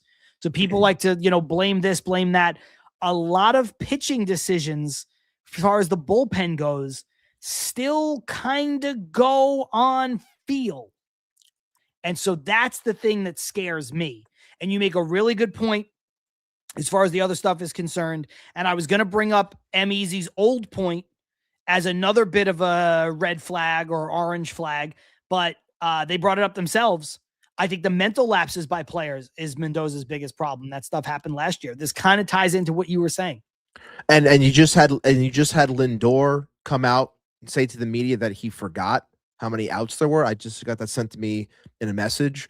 I didn't watch the video, but it's, I think the SNY account posted it saying I didn't have the, I saw me. I didn't know how many outs there were. So yeah, mental lapses like that, it's like comes back to preparation. And we both said, and we all saw today that Lindor clearly had a rough game, but things like that are carryover from last year. And I guess the other thing is like motivation. Obviously, it can only go so far. I think when you're with people that are making millions and millions of dollars, but I guess when you get punched in the mouth, like I guess the question comes down to, can Mendy be that guy that gets the team off the mat? And then obviously everyone automatically goes right to 24. But, a lot of people also point to, the leadership role that JD Martinez had, which of course now he's back in the organization. Whether that's telling or not, I don't know. But, a lot of people credited that and, Jose Iglesias for what they did in terms of managing or helping manage the dugout and keep the vibes where they were. And you strip the team of those things, then you kind of saw what happened. Like I guess you can see where I'm going here. It's like you had those guys and they helped to the extent that they do, and then you get the run. But when you didn't have those guys, you had the front end of 24, which was ugly. You had 25, which again turned out to be ugly, especially when they got punched in the mouth and they couldn't get up, and Mendy couldn't motivate a team to get to where they needed to be. It's almost as if he was tuned out. Is that what is going to happen this year? You hope not, because you have so much turnover. But again, the early going, it's the red flags or the orange flags or the ears are perked up, whatever way you want to say it. It's all there. And I do think it's allowed right now, because we can't allow ourselves to get into that spot where we keep on saying the same thing. Like we said last year, we were going to be better about. It's only May. It's only June. Right. It's only this. It's only like we can't do that. Not when this team has the expectations that it does. Stevie Mack saying hire Francisco Cervelli and put an espresso machine in the dugout just for vibes. I think it's a good one from Joe Prano. And Joe's had a lot of really good ones today. If any of the clubhouse rumors are true, it's 100% on Mendoza. Players don't need to like each other, but managers need to keep it from being an issue. I think that's very fair. I think that's very fair. And your very job, fair. We always say, Very especially with fair. baseball, like your job is to manage the personalities, because if we feel that a majority of teams are being run by front offices, and maybe not, what John was just saying before, maybe within given moments within a game, it's gut from the manager because they can only go off of the information that they are given to make said calls. And then they have to choose, like, these are your options. What are you going to do? Then yes, like that's on the manager as well. But your job, especially in a New York market, is to handle personalities and make sure that people can go about their day-to-day and work and not affect the overall outcome of these games. And I don't know if that's what had happened last year or not, but that is definitely a great comment by Jokes. I do believe that is true for sure. Yeah. I mean, look, I talked about the most important thing. One of the most important things a manager can do is manage the bullpen in terms of wins and losses, because that's kind of their in-game thing that they have all to themselves. And that decision, that buck stops with them. But you nailed it in terms of what a baseball manager's job description is, and especially on a team that's supposed to be good, especially on a team with stars, especially on a team that's supposed to be good that has stars in New York and spends a lot of money. All of those things, like, it just becomes, man, you got to be able to do that. If you can't do that, then that's when we have an issue. And it's not going to, it's the last thing. It's not going to help if Mendy starts getting in front of the camera. And I didn't see him today, but it's not going to help matters at all if he starts getting in front of that camera and he's just like, we have good players. Like, we have this, we have that. It's just like saying you can't do that whole thing again where you're saying you have good players and we know we're a good team, because we heard that story, man. We heard it a lot, and it didn't resonate from your lips to whether that was just to media or if that's what you were also saying behind closed doors. Like, that wasn't it. So I hope that that's not the road he chooses to go down when he starts to get peppered with those questions. If this team continues to not hit, hopefully it's a different answer, because otherwise that's a bad look. Yeah. Let's get into what might be our final one, because I think this is going to carry the day. And that is Sean Manaea. I will keep mine short. Not a problem. Go ahead. Problem.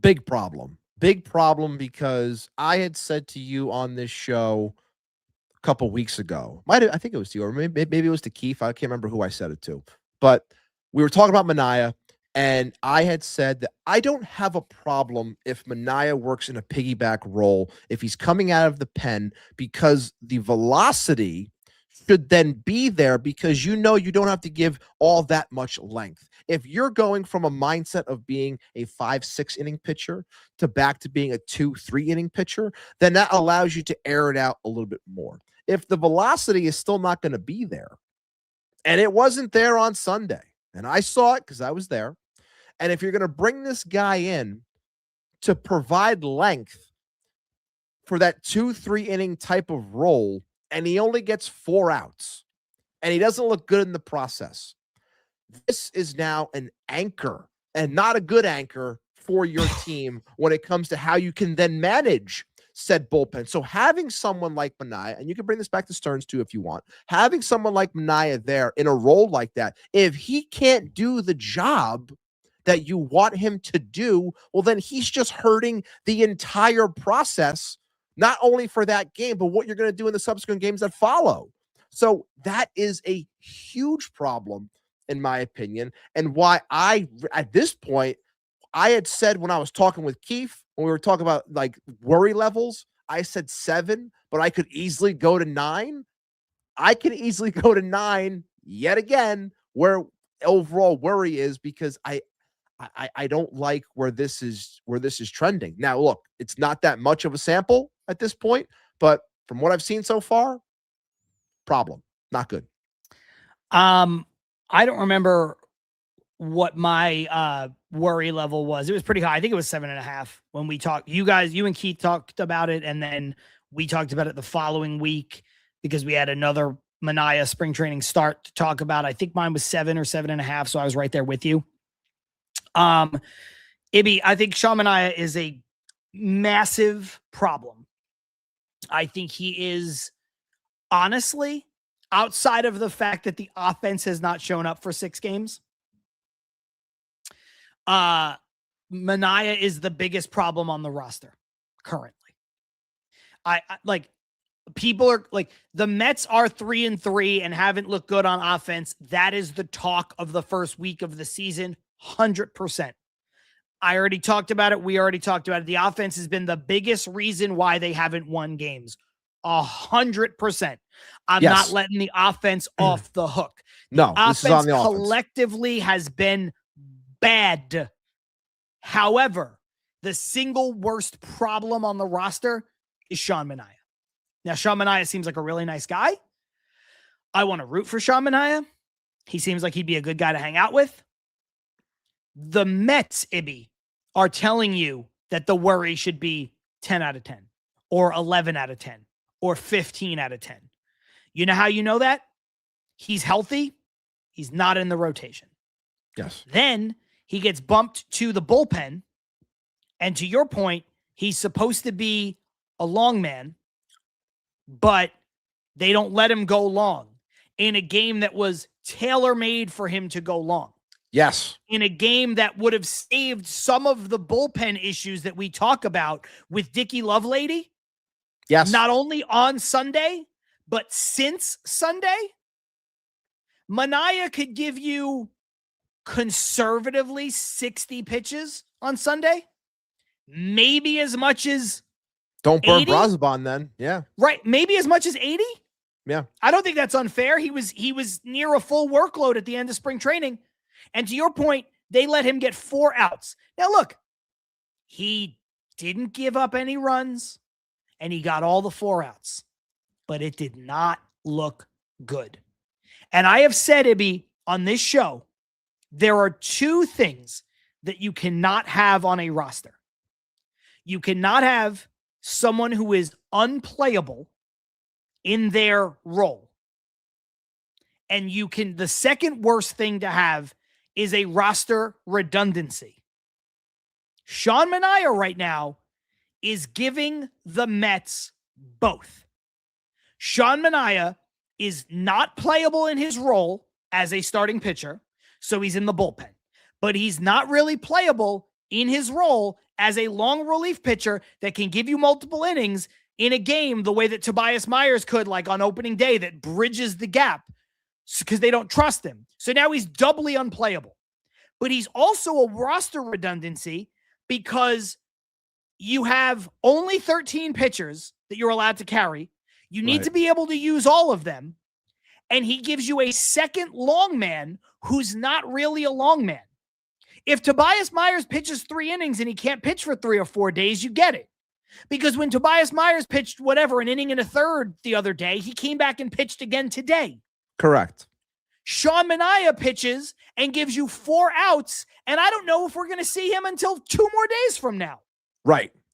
So which he again hamstrings you big time. Yes, he is unplayable in his role as a starter. He is doubly unplayable in his role as a real long man, and he gives you a roster redundancy in now the Mets have 2, I'll use air quotes, long men, and this is not a shot at Tobias Myers, who has been great and is excelling in the role and is a true long man, but he is just taking up a roster spot. And it is not good. And you should be worried because, Ibby, not just what I'm saying all of this based on how the Mets are treating him. The Mets are treating him like they're going to have to DFA him. And I'm not being hyperbolic when I say that. They're treating him like a guy who might not be on the roster in 2 months.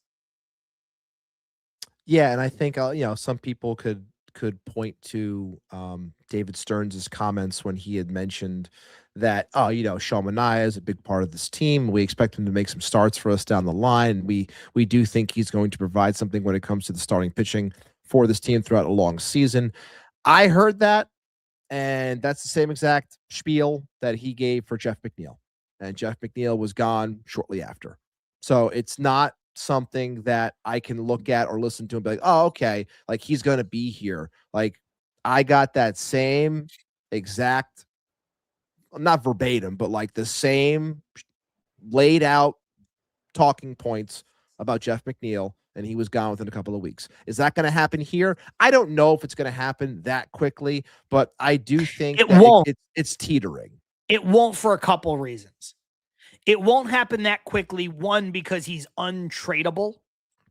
Very true. It won't happen that quickly because it's no longer the offseason. It won't happen that quickly because a starting pitcher, even a bad one, is more valuable than what Jeff McNeil's role was, right? And it won't happen that quickly because the salary is high. Now, the Mets have shown a propensity to eat salary if they need to. So I'm not really putting that one up near the top.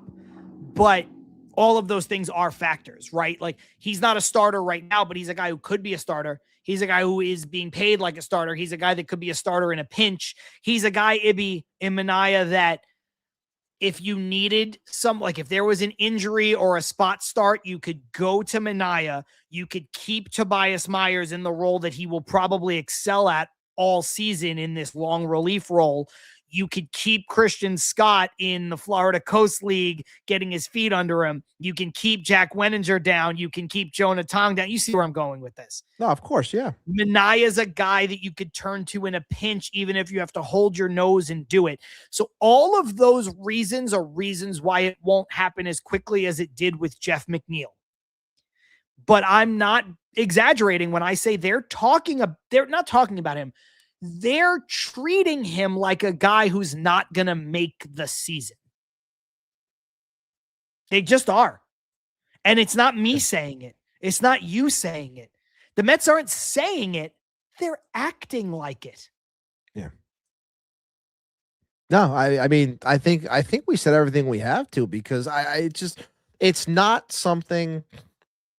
And look, I know Joe DeMeo joked with us the other day when we were, writing obituaries already before the season started for certain players. But like, I'm very worried. I think right now it comes across as a dead spot. And I think when we're questioning the manager about how he handles a bullpen, it doesn't help that manager succeed if he has something like that where he has to deal with it, because it's either A, he's unavailable because you burned him because you used him for a couple of innings and he can't help you, or B, you used him and he stunk because he got ripped because he doesn't have the stuff anymore. It's borderline lose-lose. And like I said, you use him for not even a couple of innings and then can't use him again anyway. Right. Tobias Myers is a guy who, if you pitch him 3 innings, you're like, cool, we're not going to go near you. Don't worry about it. You tell us when you're good again to throw. But again, when they used him in a shorter stint 2 days ago, they were able to use him today. And I just don't think Manaea, it's not that he's incapable of doing it, Ibby. I don't think they trust him, and that's the problem. See, like, Joe Prano saying, playing devil's advocate here, does he get any sort of leeway for having to adjust to the role? I agree he's a problem. Again, just playing devil's advocate, it's a tough switch. I agree with Joe. Like, I see the point Joe's making. Yeah. But this is not a guy who's been a career starter. He has been in the bullpen as both a long man and not a long man in his career as recently as 2.5 years ago. He got the 1 year, $10 million deal, or the 2 year with the, whatever it was, whatever the deal was that we gave. I think it was 2 years. I believe it was 2 years, 22 million or something like that. And 22, he had an opt-out 24. After one. And he basically got, it was like 1 year, 10 or 11 million. And then the Mets signed him to that $25 million per year deal for 3 years. He got that deal because he was a borderline swingman in San Francisco. And he was in the bullpen. He was in the bullpen, and then he got stretched out. Then he came back to starting, and then he was kind of going back and forth, and they were using him where it was, best seen fit. And that's what he was doing. So I don't think it's out of the realm for him to understand a role. Maybe things change as you get a little bit older and your body takes a little bit longer to adjust to certain things. I can get that to an extent, but I do think that this is something that, he himself should realize that might have been a possibility based off of, just getting older and the way things end up going, and the fact that you have this experience in said role where it might be something where you're asked to do yet again. Could a pitcher or could a person sit there and say, well, I'm making $25 million. They're not going to do that. Yeah, well, this is also the New York Mets, and they have a lot of money, and if they want to try to squeeze everything they can out of you, they might say, sure, it's ridiculous to have a $25 million long reliever, but here we are because we're better off with starters that they can provide us velocity and are better pitchers right now. We're going to put you in this role. So it's not out of the question, and I think it's something that he should have potentially expected. Joshua likes Graham Cracker saying, having Manaea for another year just really hurts. I thought the contract ended this year. Didn't realize he's here for next season too. I should add, like we said last week, Ibby, he's the highest paid pitcher on the Mets in terms of AAV. And what hurts is that he is, by the Mets definition, not you or me, he is at best the 6th best starting pitcher, right? Because they didn't let him start. They didn't let him be one of the 5. Correct. So he's at best the 6th. I think you can make a case that Tobias Myers is a more valuable overall player than him, so he might be the 7th best starting pitcher, despite being paid as the 1st best. And then if you keep him in the bullpen, Sean Manaea is objectively not better than Devin Williams, Brooks Raley, AJ Minter, probably Tobias Myers, and maybe even Luke Weaver. So there are 10 pitchers better than him, and that doesn't even count Wenninger. It doesn't count Scott. It doesn't count Tong. That's really bad. That's a really bad spot to be in. And again, it's not just about the money, because the Mets have shown they will cut bait on the money if they have to. Yeah. It's just, Ibby, I don't know what the plan is. I mean, you could probably, I know we got in trouble for Phantom IL and they tried to do away with Phantom IL. Because of the dip in velocity, you could probably put him on the IL. and come up I with mean, something. well, yes, and obviously there's the And he whole has the elbow, loose bodies in his loose arm. bodies in the elbow, and he says he wasn't going to get anything done. But hey, look, could that easily be what this is all about? It could be, because we've seen multiple pitchers so far already go down because of the same thing. Those loose things, those spurs, bodies, whatever word you want to use. Like, we're seeing a lot of pitchers get it cleaned up, and they're out for 2-3 months, whatever it may be. We're seeing it with, the Spencer Schwellenbachs of the world, the Hunter Greens of the world, like legitimate ace level pitchers that throw hard. They're getting it done. And, you have Sean Manaea like holding on here to not get it done. I don't know. It could be the issue. Very well could be. We have talked on this show before about never wanting to tell other people what to do with their bodies in terms of surgeries and stuff. It's really quick to be like, oh, just get Tommy John surgery. Like, bro, you just go get Tommy John surgery. Yeah, seriously. You know what I mean? Like, let's pump the brake. Oh, just get a surgery. But, so I'm not saying that, but getting loose bodies cleaned up, it's a real surgery. It's not Tommy John, right?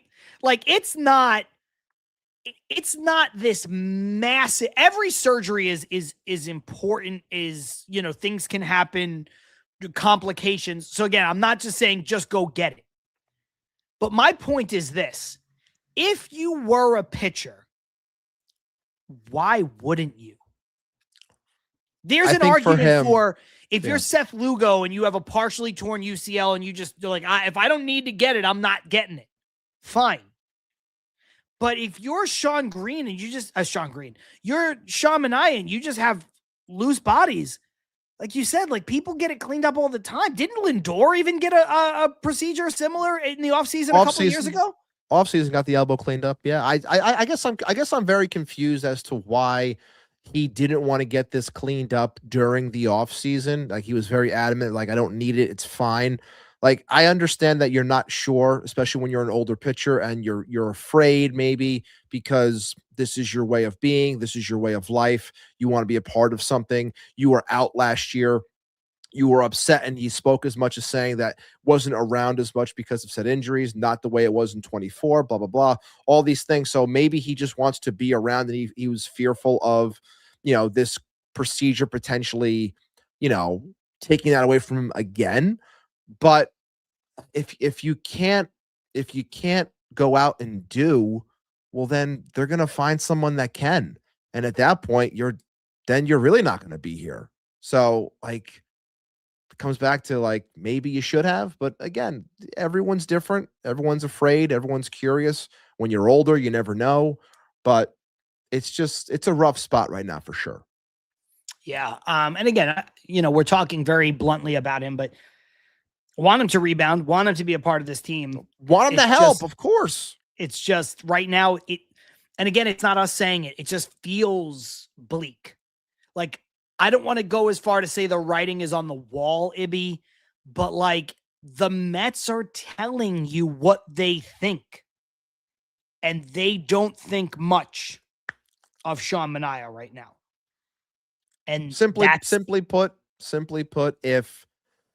if Christian Scott gets ramped up and he's pitching well in Syracuse, do we really think that if this team is in need of something and it's a push or whatever it may be, do you think they're going to run out Sean Manaea in a spot where you need something over a humming Christian Scott if he's throwing strikes and throwing 98 and doing his job at AAA? Like, do I think in a spot like maybe right now they wouldn't do it, but I'm talking like June, July, like right at that point, I like that's a change that's happening. So it's like, right there, when it comes to what they trust or what they would do, it would be Christian Scott. It would not be Sean Manaea. Well, also, like, even just in other roles, right? Like, Ryan Lambert's got plus stuff. Dylan Ross has plus stuff. You still have, I don't know, he might be done too, but you still have Craig Kimbrell down there. You have Adbert Azalea, who, maybe his stuff doesn't return after Tommy John, but he's a guy who's got better stuff than Sean Manaea. You have Christian Scott if you needed somebody in the bullpen whose stuff would play up. You have Jonah Tong whose stuff would play up. And, despite the fact that Jonah Tong has ace upside, he does have reliever downside, right? He does have reliever floor. The only guy that I think you'd look at right now as a starting pitching prospect, you say is definitely a starting pitcher, is probably Jack Wenninger, because he has the most, like the best mixture of repertoire and length, and where, like Tong could be an ace, Wenninger might never be that good, but like Wenninger's pitching like a guy who could be a 5 right now. Today, Wenninger to me comes across like what I was saying before, like a dude, a guy that can go out like there, Peterson, like Holmes. Yeah, like I could see him, but like a guy that goes out there and gives you 5-6 innings strong, strikes out 6 guys, keeps you like every time. I could see that every time. Well built, big guy. Yeah, I can definitely see that for sure. So to me, everybody else that I mentioned, even some of the starting pitching prospects, are not only better ideas for the starting rotation if a need arose than Sean Manaea, but some of the guys not named Jack Wenninger would also be better used in the bullpen than Manaea. Even the starters. Yes. So it's just, I don't feel good, and I don't feel good that I don't feel good about it, but I just don't feel good about Sean Manaea. Anyway, we're just at 2 hours. We said we weren't going to do 2 hours, yet here we are.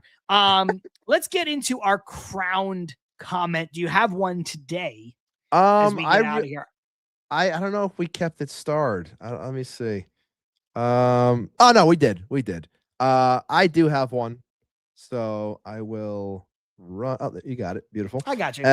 I am going to go with Stevie Mack. I'm going with Stevie Mack's when he's saying he was going to put Lindor's ADD in the safe. That one gave me a good laugh, and I think that is appropriate, especially after the fact where he comes out and he says, "You know what? I forgot. I didn't know how many outs there were." Again, maybe it's indicative of Lindor for a rough day, indicative of what's going on with Mendy in terms of getting these guys prepared. But I thought it was a funny comment, so I'm giving it to Stevie Mack today. I'm going to go in a different direction. Okay. But I almost didn't. So I'm happy you picked it. Stevie Mack also very happy. Yes, in all caps. My parents can finally be proud of me in all caps. I'm happy you picked it so that I can pick a different one, because Stevie Mack's, to me, I thought that one made me laugh the most audibly out loud. Yeah. And I wanted to pick it because of that.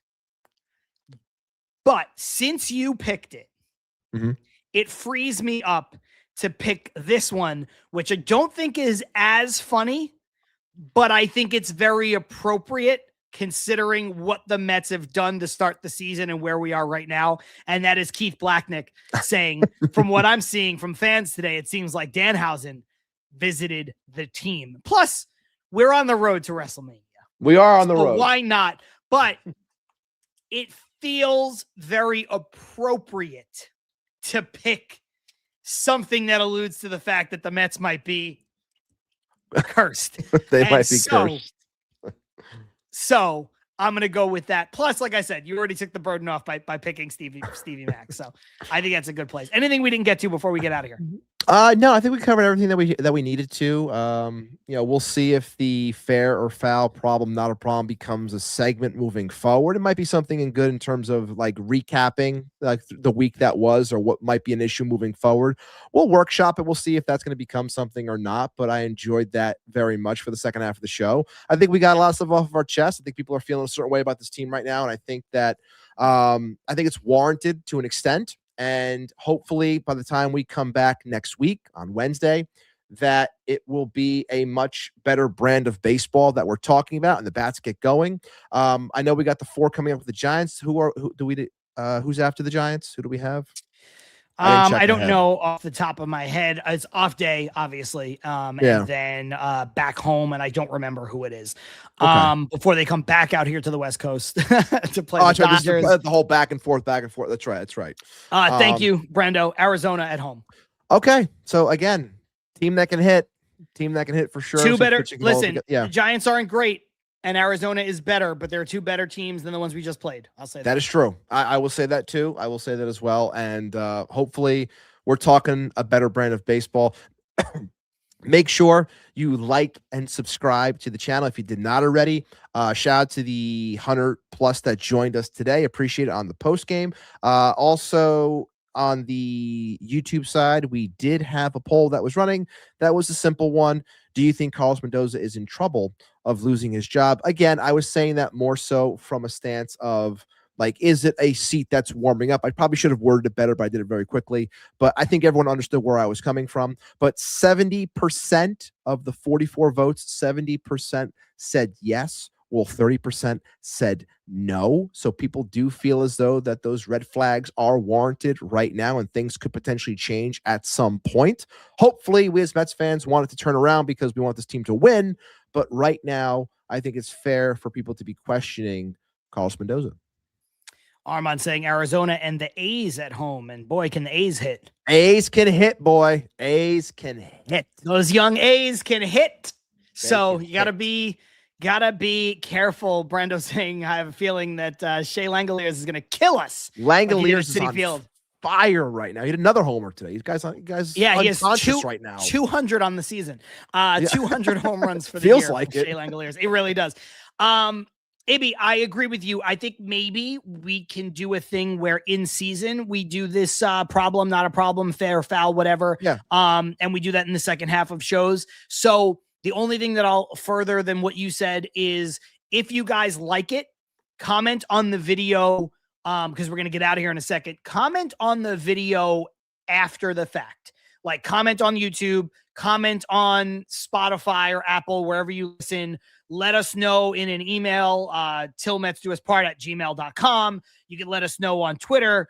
Let us know if you like it, and we can then, dress it up and do it as something that we do during the season. So yeah. I do think that maybe it's a fair way to address what's going on a week-to-week basis so that we don't get so bogged down each and every single immediacy, like, oh, the Mets just won a big game, so everything's great. The Mets just lost the big game, so everything's terrible, which we're pretty good at doing, but it's human nature. Like, we came on this show with a vibe like, Jesus, I don't want to talk about this team.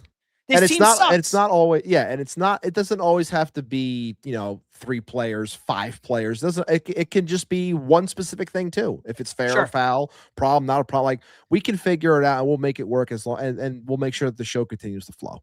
Yeah, if you guys like it, though, let us know. If you guys didn't like it, then also let us know. Anyway, I'm John. That's Ibby. This is Til Mets Do Us Part, live on YouTube, live on Twitter, live on Substack. We'll see you next week.